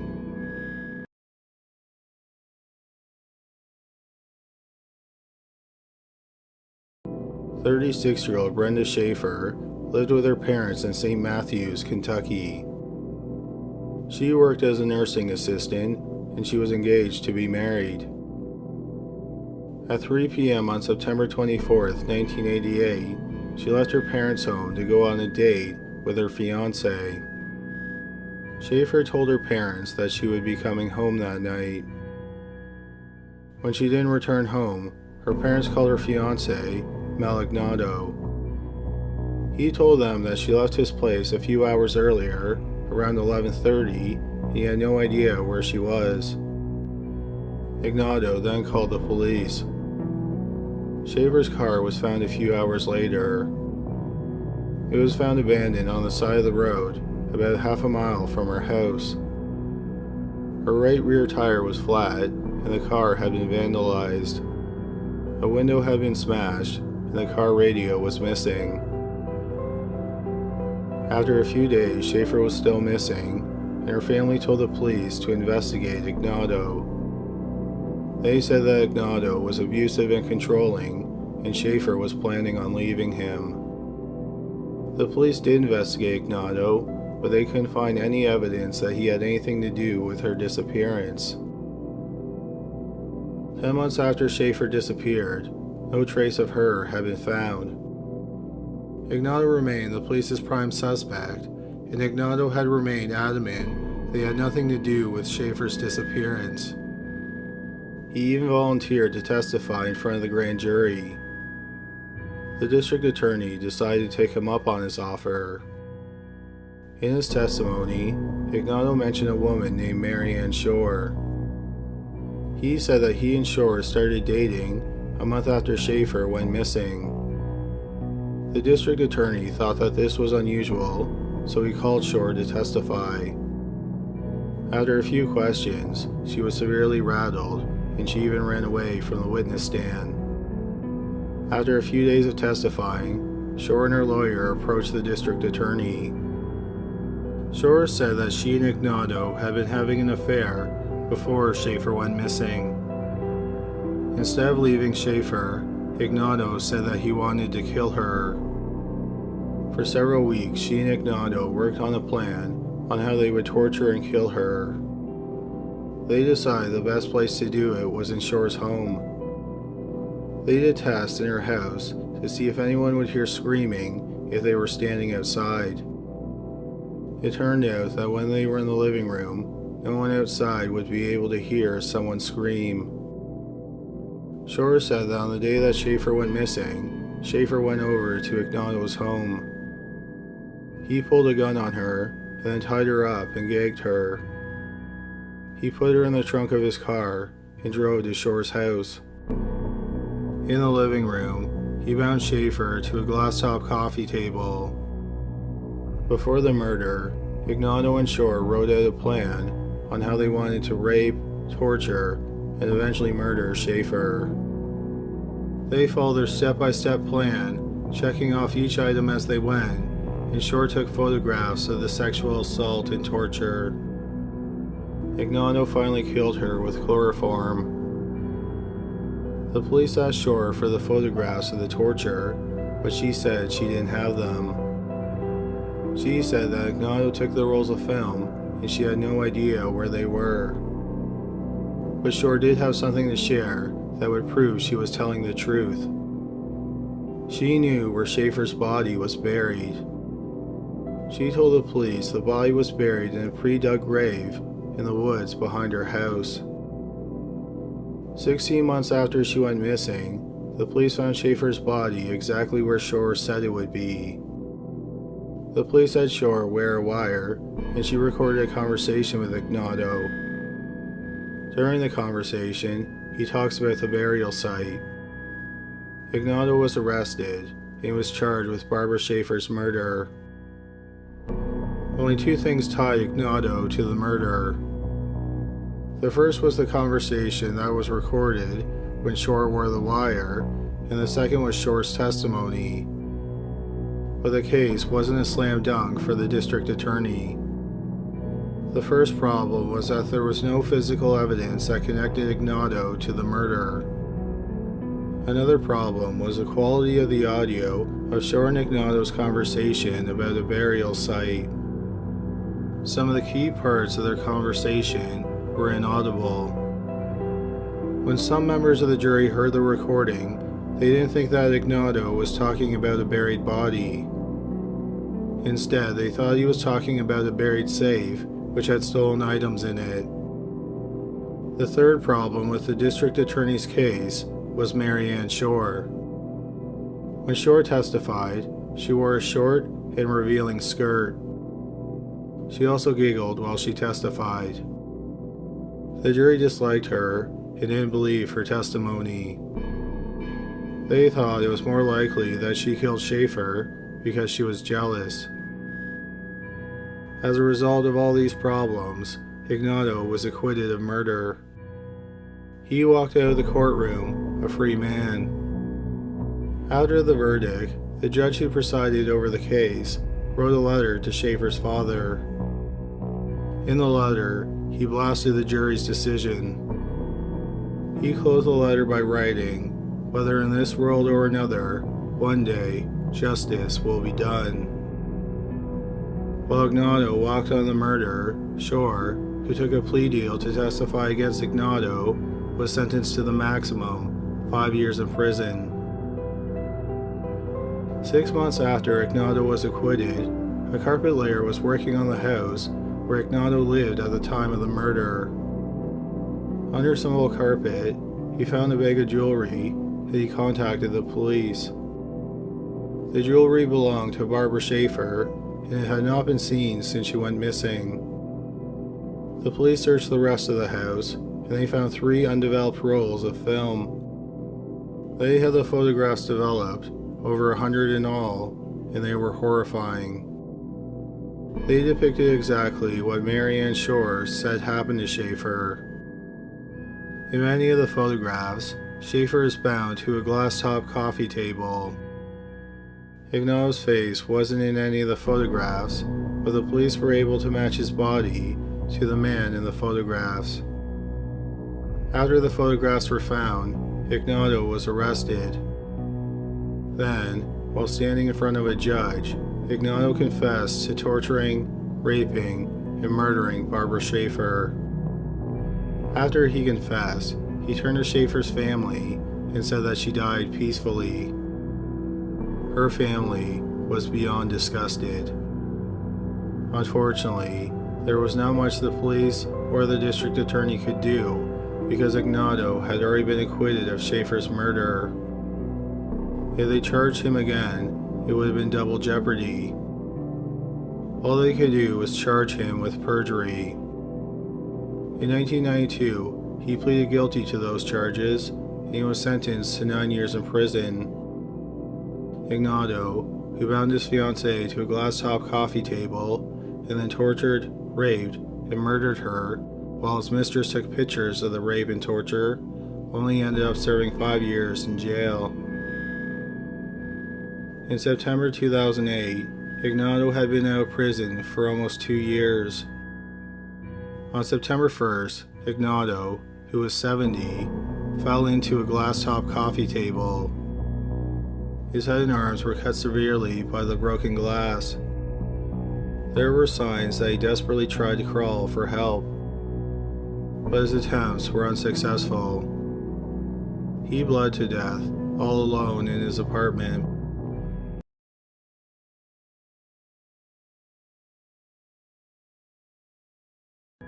Our May 2021 video, 3 Unsolved Mysteries with Video Clues Part 4, features the case of Libby German and Abby Williams, also known as the Delphi case. Delphi is a small city in north-central Indiana. In 2017, it had a population of just 2,800 people. In the town's historical district is a popular hiking trail.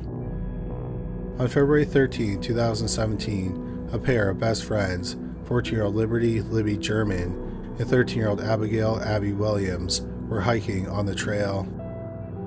At 2:07 p.m., Libby posted this picture of Abby walking on the Monon High Bridge, an abandoned train bridge that crosses Deer Creek.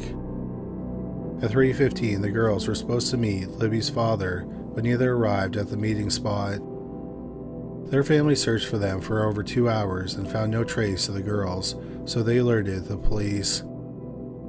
At the time, they didn't think that something nefarious had happened. They believed that the girls were just lost. The girls remained missing all night. Around noon the next day, the dead bodies of 14-year-old Libby German and 13-year-old Abby Williams were found. They were found about half a mile from the bridge where they took the last photo. At the time, the police did not reveal details about the state of the bodies and the causes of death. The day after the bodies were found, the police released a photo of a man. They didn't say he was a suspect, but they did say he was in the area around the time of the murders. The police also didn't say where they got the photo. 5 days later, the police clarified that the man was a suspect. On February 22nd, 11 days after the murders, the police released a new piece of evidence, an audio recording of a man saying, quote, "down the hill," unquote. Here is a recording, which will play 3 times. Down the hill. Down the hill. Down the hill. The police said that the photo and audio were on Libby's phone, which was found near their bodies. The police received a lot of tips, but no arrests were made.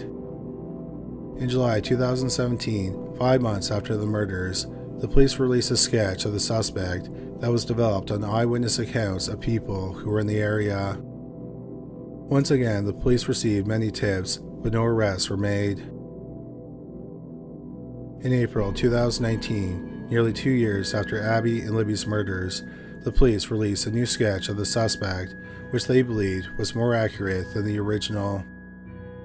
The police also released an extended audio and a video taken from Libby's phone. The audio contains one extra word. He says "guys" before he says "down the hill." The video is a second long and shows the suspect walking. Here's both the audio and the video. Guys. Down the hill. Guys. Downhill. Guys. Downhill. Despite the new information, no arrests were made. Over the years, the police had several persons of interest. However, they never found any evidence that connected any of these people to the double murder. Although no one was arrested, the case was never considered cold because the police and volunteers constantly worked on the case. One of those volunteers was Kathy Shank, a retired CPS worker. She started volunteering as a file clerk in March 2017. The police had 14,000 tips that filled 5 filing cabinets. In 2020, Shank was tasked with digitizing the tips. 2 years later, in September 2022, Shank found a misplaced lead sheet in a box in a desk drawer. The name on the lead sheet was Richard Allen Whiteman. The investigator who followed up on the lead had written the word "cleared" on it, but something felt off about the sheet because it shouldn't have been placed in that box. Shank took it to the lead investigator. It appeared that Richard Allen Whiteman self-reported that he was on the trail on the day of the murders. An investigator talked to him, and he said he was there between 1 and 3 p.m., which is when it's believed that the girls were killed. He said he saw 3 girls on the trail, but he didn't interact with them. In 2017, the investigator didn't note anything unusual about Richard Allen Whiteman. However, no one else had ever followed up on the lead. On October 13, 2022, over 5 years after the murders, the lead investigator had another investigator interview 50-year-old Richard Allen Whiteman. It turned out that the information on the lead sheet was not accurate. The man's name was Richard Allen, and he lived on Whiteman Street in Delphi. The mislabeling is suspected to be the reason the lead sheet was misfiled. Allen said that he had been on the trail between 1:30 p.m. and 3:30 p.m., which is slightly different than what he told the police 5 years earlier. He initially said he was there between 1 p.m. and 3 p.m. Once again, Allen said he saw 3 teen girls on his walk, but he didn't interact with them. The investigator asked Allen what he was wearing that day. He said he wore jeans and a blue or black Carhartt jacket with a hood. The investigator noted that the man in the photo and the video was wearing that outfit. Allen also said he owned handguns. The investigators did a background check on Richard Allen. He was a 50-year-old husband and father. His family had moved to Delphi in December 2006. He was a licensed pharmacy technician at the CVS drugstore in Delphi. He didn't have a criminal record, and before the tip was found by Kathy Shank, the police had no reason to suspect him. Based on his statements, the police were able to get a search warrant. Allen's home was searched hours after the investigator talked to him. While his home was being searched, Allen was held in a police car. The officer in the car asked him if he wanted to fill out any forms regarding items taken from his home, and Allen supposedly said, quote, "It doesn't matter, it's over," unquote. However, this conversation was not recorded. Less than 2 weeks later, Richard Allen was arrested and charged with the murders of Libby German and Abby Williams. Allen went to trial in December 2024. During the trial, details of the crime were publicly revealed for the first time. Libby was nude and Abby was fully dressed. However, she was wearing Libby's clothes. There was no evidence of sexual assault. Both of their throats had been cut. It's believed that Abby was either unconscious or restrained when she was killed. Libby was conscious and standing when she was cut. In between their bodies was an unfired .40 caliber handgun bullet that had cycled through a gun. When a bullet cycles through a gun without being fired, it is chambered and then injected intact, often leaving distinctive marks from the gun's mechanism, but no ignition of the primer or propellant. Although neither girl was shot and the bullet had not been fired, the police thought that the unused handgun bullet was close enough to the bodies that was probably connected to the murders. Since the bullet had cycled through the gun and had distinctive marks, other bullets were cycled through Allen's handguns. They determined that the bullet was cycled through Allen's Sig Sauer Model P226. Allen was asked why a bullet that cycled through his gun was found between the bodies, and he didn't have an answer. This was the only physical evidence connecting Allen to the murder. The police also found a Carhartt jacket in the home that resembled the one the man was wearing in the photo and video. While awaiting trial, Allen confessed to several people that he committed the murders. He confessed to his mother and wife, and the conversations were both recorded. He also wrote a letter to the warden where he confessed, and he confessed to a prison psychologist. Allen said that he was sexually motivated. He was armed with a Sig Sauer, and he pointed it at the girls. He forced them to walk down the hill where he planned to assault them sexually. However, a van drove by and spooked him. He led the girls to another area where he killed them. He said that the murder weapon was a box cutter. He threw the box cutter into a dumpster at work. The murder weapon was never found. The defense said they were false confessions. They claimed that Allen had a mental illness and he was delusional after spending time in solitary confinement. They also had an alternate theory about who killed the girls. They claimed that Abby and Libby were killed as a ritual sacrifice by an Odinist cult. Odinism is a modern revival of ancient Norse paganism that venerates the Norse gods, especially Odin, and often draws upon historical myths and rituals. White nationalists are often associated with Odinism. Allen's lawyer argued there were signs of a ritual, including ritualistic symbols, in the area. It also appeared that Libby's body had been posed. The police had investigated the possibility that Odinists committed the murders, but they found no evidence to support this.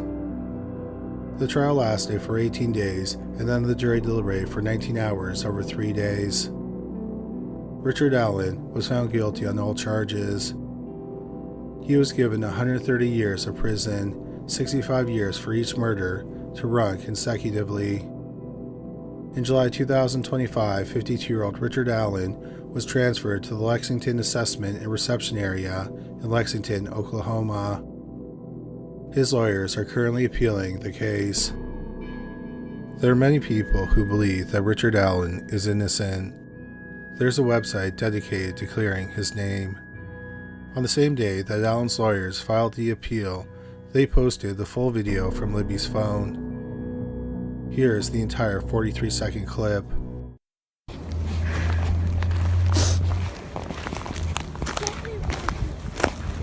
See, this is the path that we go down.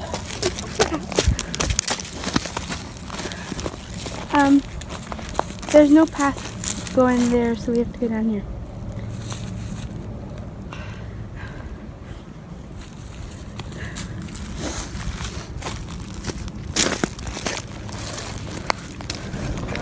Hi. If there's an update on the case, we'll bring it to you in a later video.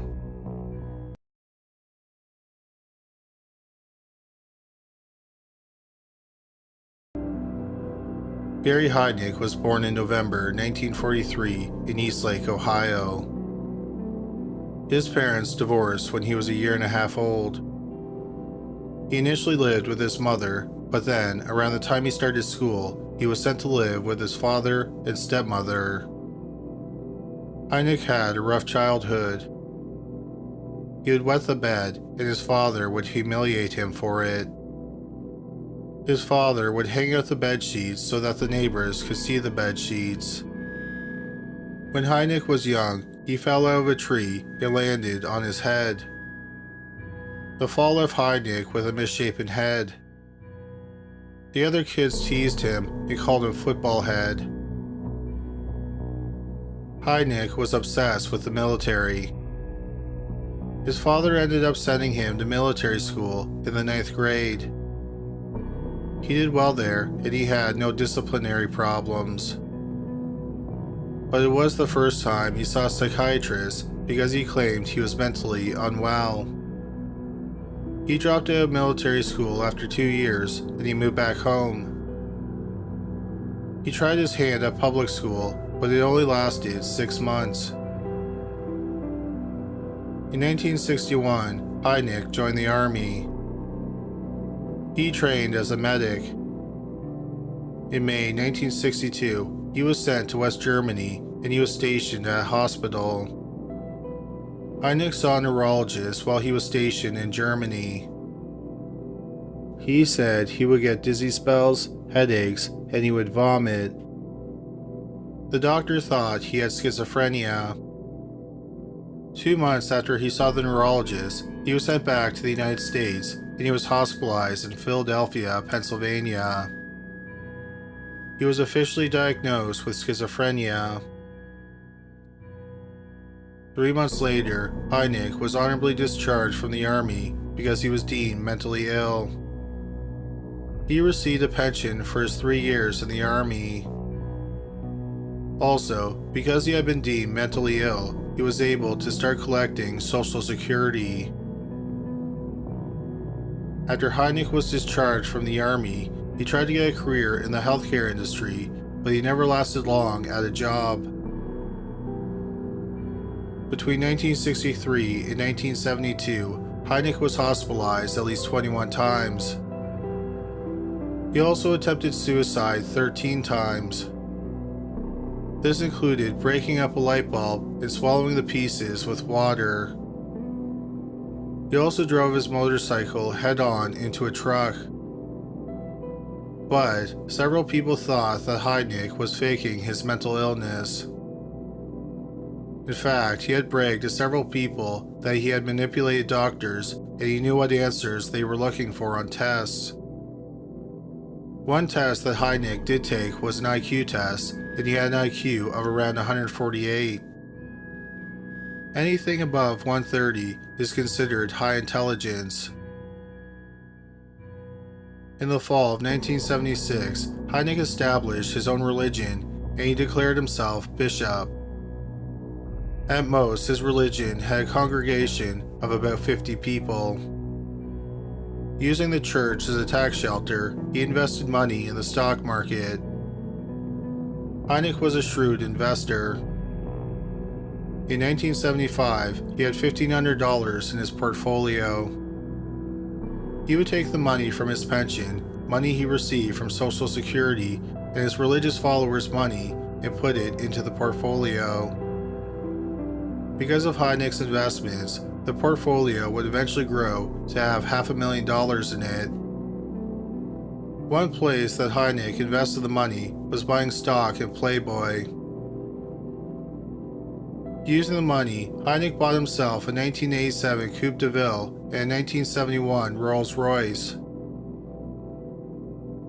In the fall of 1976, Heidnik was living with his girlfriend who had an intellectual disability.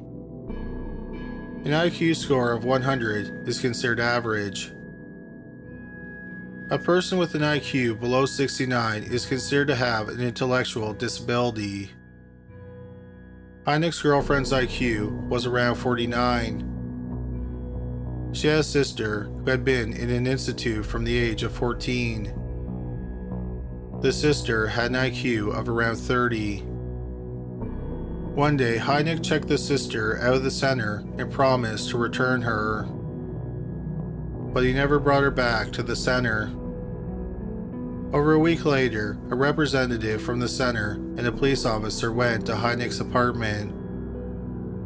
Heidnik claimed he didn't know where the woman was.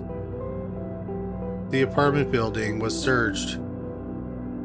They found her in a locked storage room. Once she was back at the center, she was given a physical examination. It was apparent that she recently had sex. She also had gonorrhea in her throat. Gary Heidnik was arrested 3 weeks later, and he was charged with an assortment of crimes like kidnapping and rape.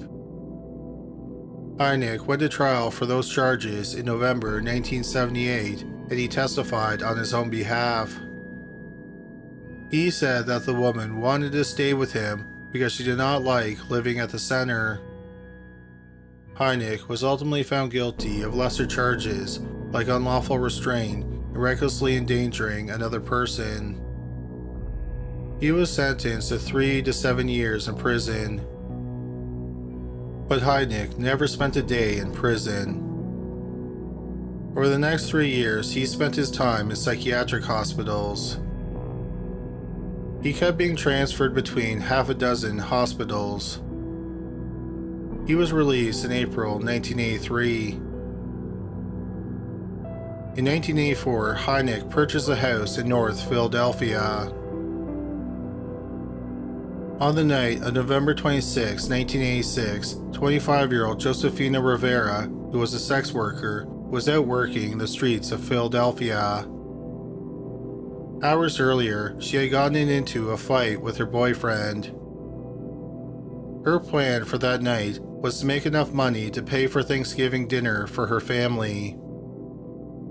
The John she met that night was 43-year-old Gary Heidnik.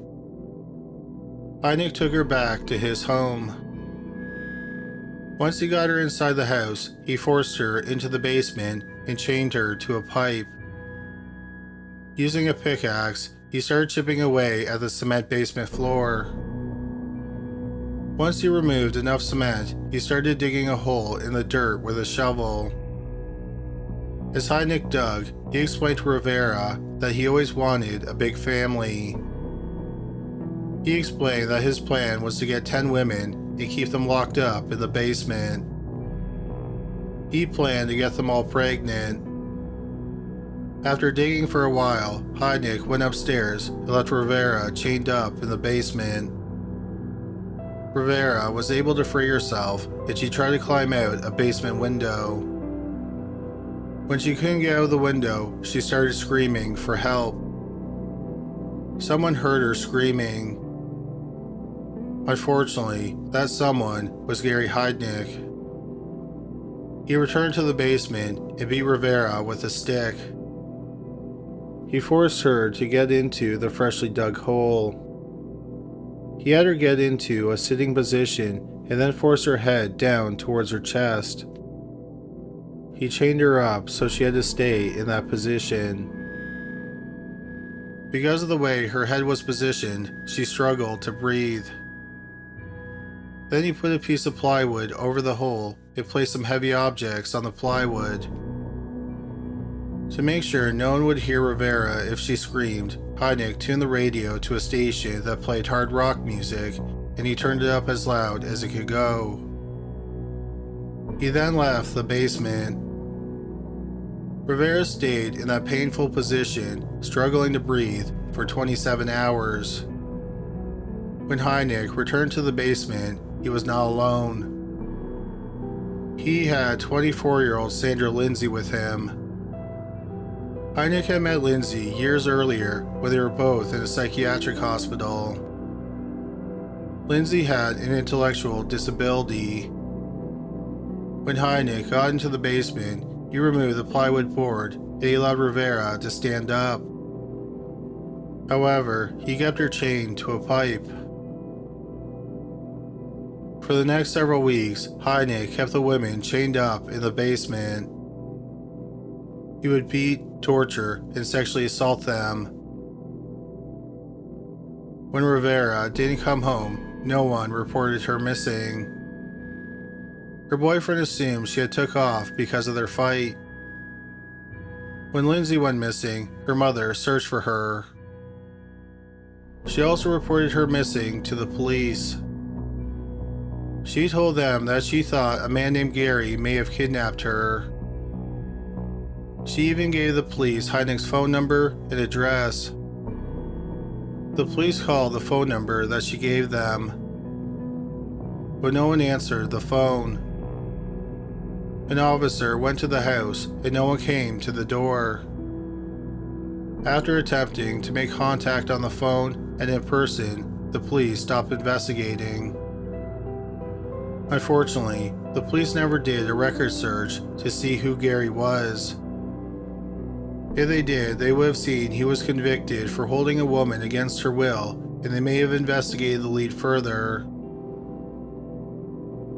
Nearly a month after Sandra Lindsay was kidnapped, Heidnik brought a third woman into the basement. She was 19-year-old Lisa Thomas. Unlike the other two women, Thomas had never done sex work. Heidnik had convinced her to come to his home, and it would be the biggest mistake of the young woman's life. She was chained to the pipes with the other two women. 10 days after kidnapping Lisa Thomas, Heidnik brought home 24-year-old Deborah Dudley. Dudley was different from Heidnik's other three captives. The other three women were submissive, especially after they were tortured. Dudley, on the other hand, was defiant. To punish her for her attitude, Heidnik would beat and torture all four women. Despite the problems Heidnik had with Dudley, he carried on his plans to have 10 women slaves. On January 18, 1987, about 2 weeks after Heidnik forced Dudley into the basement, he brought home 18-year-old sex worker Jacqueline Askins. She was chained up in the basement with the other four women. Heidnik had a way of keeping the 5 women in line, but it would keep them from bonding and forming a team. When Heidnik had to leave the home, he would put one of the women in charge. When he returned, he would ask the woman he left in charge who had misbehaved while he was gone. If she named someone, he would force her to beat the woman who she said misbehaved. If she did not name anyone, Heidnik would beat all 5 women. One thing Heidnik really didn't care about was regularly feeding the women. At times, as part of the torture, he would feed them dog food. If they didn't eat it, they would be beaten. Heidnik expanded the hole in the basement. It eventually got to be 4 feet deep, and all 5 women could fit into it. But most of the time, the women didn't have to go into the hole. But if Heidnik wanted to punish them, he would put them in the hole and then cover it with a piece of plywood and then place heavy objects on the plywood. The women spent a majority of their time in the basement. Occasionally, he would allow them upstairs to wash themselves. The women were not allowed to wear clothes while they lived in the cold, damp basement. One day in February 1987, the women were in the hole, and the plywood board was covering them. Heidnik came downstairs, and he caught Sandra Lindsay trying to move the board. He first started punishing her by beating her. But to Heidnik, that wasn't enough of a punishment. In the basement, there were beams in the ceiling. Heidnik handcuffed Lindsay's wrists and then hung the handcuffs from a hook on one of the beams. For several days, Lindsay stayed with her wrists handcuffed above her head, hooked to the beam. While she hung by her wrists, she refused to eat. So Heidnik force-fed her. Eventually, Lindsay developed a fever and started vomiting. Heidnik kept force-feeding her. When Lindsay lost consciousness, Heidnik threw her into the pit. He then served the other 4 women ice cream. Then Heidnik left the basement for a few hours. When he returned, he discovered that 24-year-old Sandra Lindsay was dead. Heidnik took her body upstairs, and then he went out to a hardware store. He returned home with an electric saw. Using the saw, he dismembered the body. Heidnik owned dogs, and he gave them some of the bones. One of the dogs carried a bone into the basement. The dog then proceeded to gnaw on the bone in front of the 4 women. Some of Lindsay's body went into a meat grinder. Supposedly, Heidnik mixed the ground meat with dog food, and then he fed the mixture to his 4 captives. Heidnik cooked the rest of the body. The smell of everything Heidnik was doing attracted the attention of his neighbors, and they called the police. Officers went to the home, and Heidnik told them he had simply overcooked a roast. The officers accepted the answer, and they left. Despite being held hostage for months, Deborah Dudley had not lost her defiant streak. Heidnik tried to break her by showing her what he did to Lindsay's remains. He had Dudley look in a pot on the stove which contained Lindsay's head. He then had her look at what was roasting in the oven. It was Lindsay's torso. Whatever was left of Sandra Lindsay, Heidnik wrapped it in plastic and wrote dog food on it. He then placed the remains in a freezer. On the other end of the spectrum from Dudley was Josefina Rivera, the first woman Heidnik kidnapped. Heidnik treated her the best, and he forced her to join in on torturing the other women.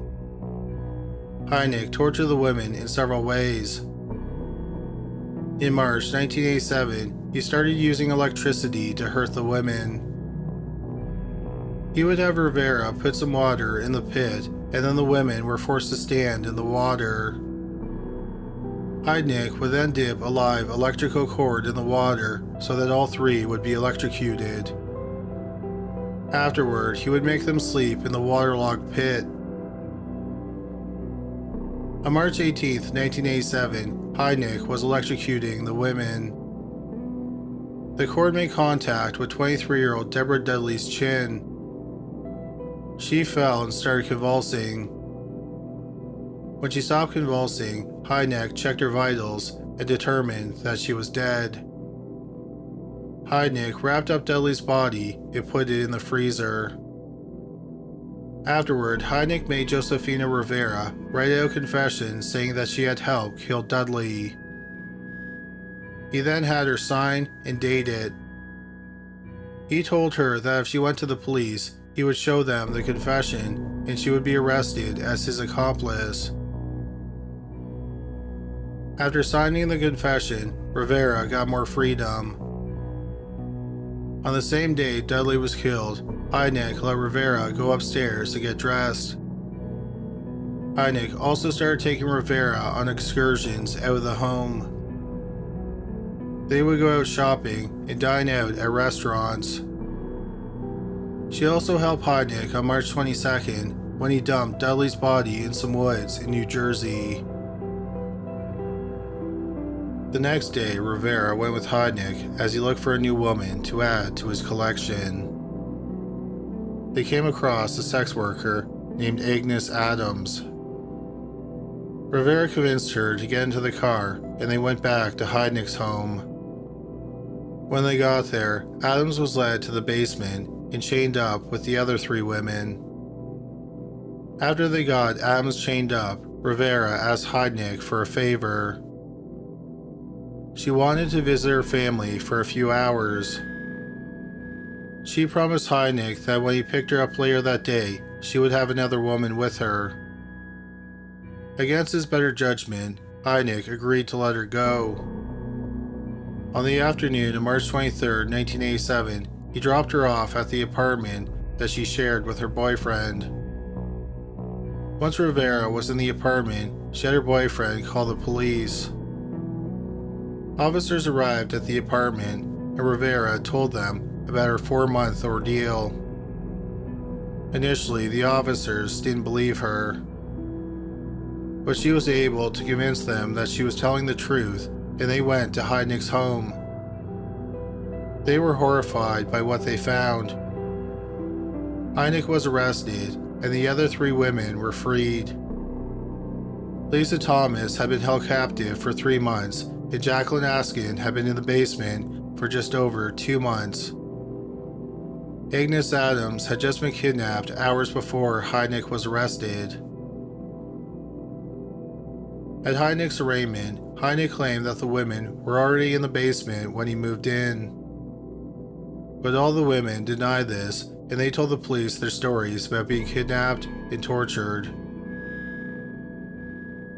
Gary Heidnik went to trial for first-degree murder in June 1988. He pleaded not guilty by reason of insanity. Heidnik's lawyer pointed out that Heidnik had been diagnosed with schizophrenia nearly 25 years earlier, and he had spent a lot of time in psychiatric hospitals. Several people testified that Heidnik had boasted about faking his mental illnesses, manipulating the hospital staff, and giving false answers when he was tested. One person who testified was the man who managed Heidnik's financial portfolio. He said that Heidnik always seemed very sharp and in control. Heidnik's trial lasted for 10 days, and the jury deliberated for 16.5 hours. Gary Heidnik was found guilty on 2 counts of first-degree murder, among other charges. The jury decided that he should be executed for his crimes. On the night of July 6, 1999, 11 years after he was sentenced to death, 55-year-old Gary Heidnik was executed via lethal injection.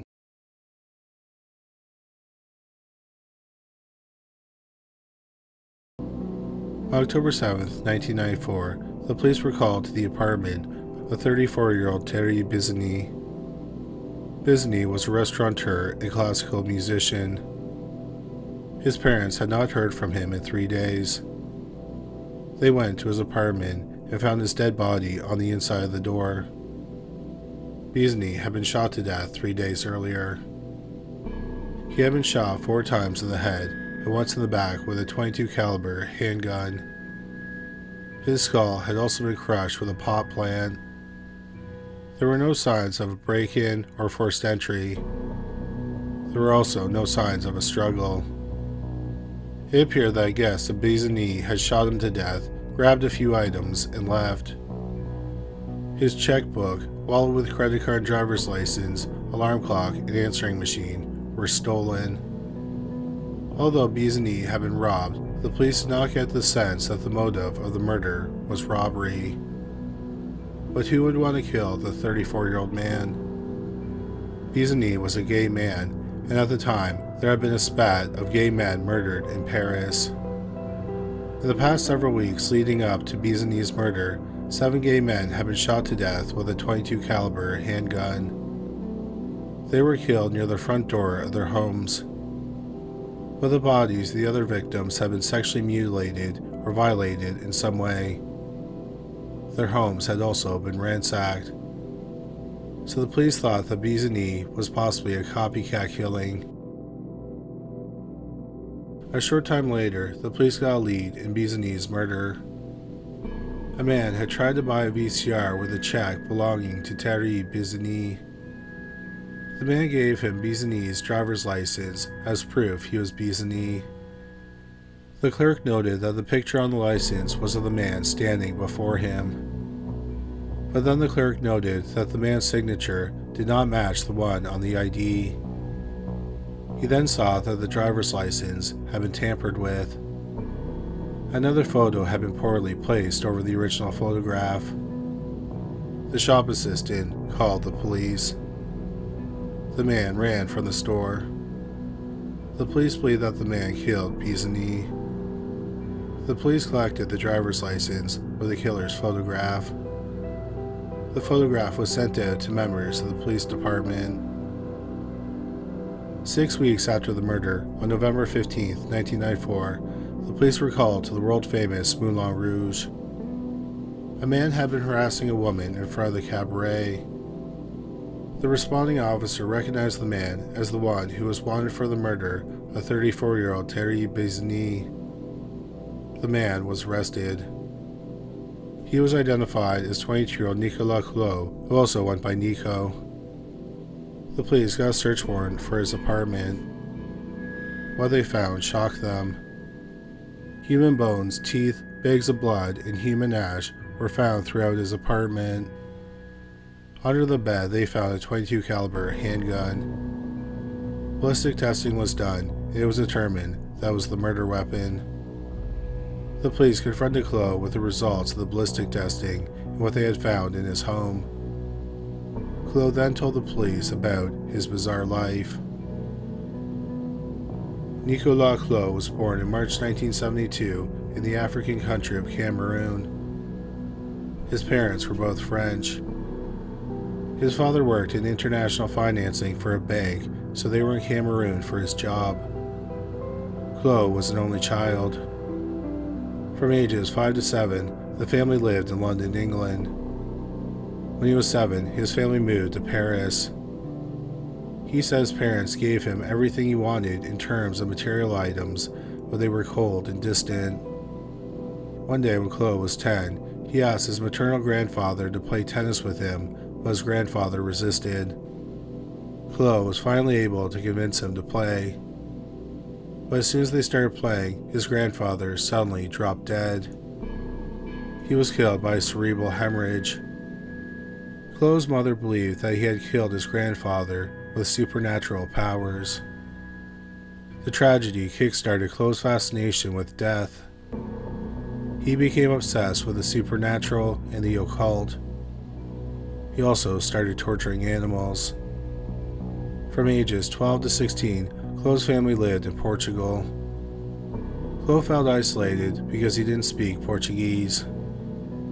Also because his family moved around so much, Claux was a bit of a loner. When he was 16, they returned to Paris. Back in Paris, he started exploring cemeteries. He then started to break into crypts where he would steal bones, teeth, and ash. On one occasion, he broke into a crypt and opened a coffin. He stabbed the corpse a dozen times with a screwdriver and took a Polaroid picture of the body. When he was 20, he enlisted in the army and trained as a gunsmith. But he didn't like the army and resigned. In 1993, when Claux was 21, he applied to a school to study to be a mortician, but he was not accepted. He was able to get a job at a morgue in a children's hospital. The first autopsy he assisted in was of a 10-year-old girl. He worked there for several months. Then, in December 1993, he got a job at the morgue at a general hospital. He assisted in autopsies, and he had to transport blood from the hospital's blood bank to operating rooms. He said he would steal unused bags of blood. He then took them home and mixed the blood with protein powder or human ash and drank it. He also claims that the morgue attendants did most of the autopsies.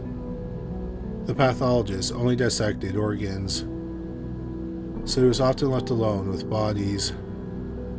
He claims that he started to have sex with dead bodies. He also started to cut meat off and take it home where he would eat it. He said the first flesh he took was from an 11-year-old girl.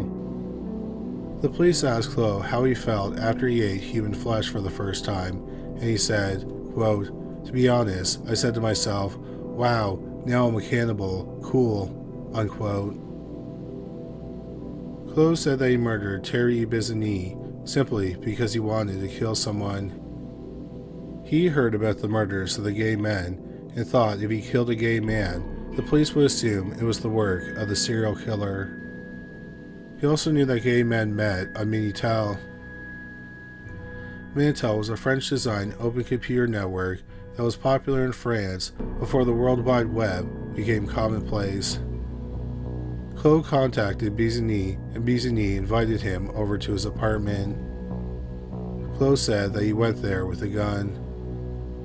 Bizigny let him in. After Bizigny closed the door, Claux shot him in the face, and then he fell face first to the floor. Claux then explored the apartment. When he came back to Bizigny, he was struggling to breathe. He shot him 3 more times, including in the back of the head. But Bizigny still wasn't dead. Claux said that he went to the kitchen and grabbed some cookies. He then went back to where Bizigny was bleeding to death. Claux said that he sat down and ate cookies while he watched Bizigny die, but it was taking too long. So when he finished his cookies, he shot him in the back. He then picked up the pot plant and smashed it on his head. He then stole the items and left. Claux said he didn't feel bad about killing Bizigny. He compared it to killing an insect. Claux was held in jail for 2 years while he awaited trial. Psychiatrists examined him. They said he was a nearly psychotic sadist. Nicolas Claux went to trial in May 1997. He pleaded not guilty by reason of insanity. The trial lasted for 3 days. After 3 hours of deliberation, he was found responsible for the murder. Claux was sentenced to 12 years in prison. In prison, Claux studied computer programming and began painting. Nicolas Claux was released from prison in March 2002 after serving 7 years and 4 months. After Claux was released, he exploited his notoriety by starting a website, vampireofparis.com. On his website, he sold his artwork, which was often grotesque images. He also did portraits of famous killers like Ted Bundy and Jeffrey Dahmer. Claux also provided the illustrations for controversial true crime writer Sandra London's 2004 book, True Vampires. He has made several media appearances and has spoken at goth and vampire conventions. He calls himself a reformed vampire. Claux has also written several books, including a cookbook for human flesh called The Cannibal's Cookbook 2, More Ways to Have Your Friends and Foes for Dinner. Claux has spoken and written extensively about what he thinks of human meat. He said that he talked to a butcher and learned that the meat is better when the animal has been dead for 3 or 4 days. He said that the muscles and thighs are the best. He did not like breast meat because it was all fat. On his website, he created a page called Cooking with Nico. On it, he gives recommendations on how to cook human meat. He recommends using the quadriceps. He says that buttocks can be good, but there's a lot of fat in them. However, if the person is athletic, then it can be very good. He said that the buttocks of an athletic female is one of his favorite meals. Claux says that he prefers females to males. This is why he didn't take home any of Thierry Bizigny's body to eat. He said he had killed Bizigny because he was an easy target. He said he had planned to kill women and Bizigny was just practice. He planned to keep on killing until the public and the police became too panicked, then he would move to another area and continue killing. Claux said that he was not big on seasoning when he cooked meat. He thought it took away from the natural flavoring. He prefers to eat the meat raw. He said the taste reminds him of tartare steak or carpaccio. However, if he did cook it, he liked barbecue sauce on it. He said a good side dish was beans. The murders of the other 7 gay men who were killed in Paris in the weeks before Thierry Bizigny are considered closed, but they have not been solved. Nicolas Claux was the prime suspect in the murders. There are several similarities between the murders of Bizigny and the other 7 murders. All the men were shot with a .22 caliber handgun just inside the door of their homes. Also, all the men had used Minitel. Claux was also seen at gay bars where the victims hung out. Claux also hung out at cemeteries at night. This was a common meeting place for gay men in Paris. Finally, the murder spree came to an end when Claux was arrested. However, no physical evidence has ever been found that connects Claux to the murders. At the time of this video, it's believed that 52-year-old Nicolas Claux is living in Paris, France.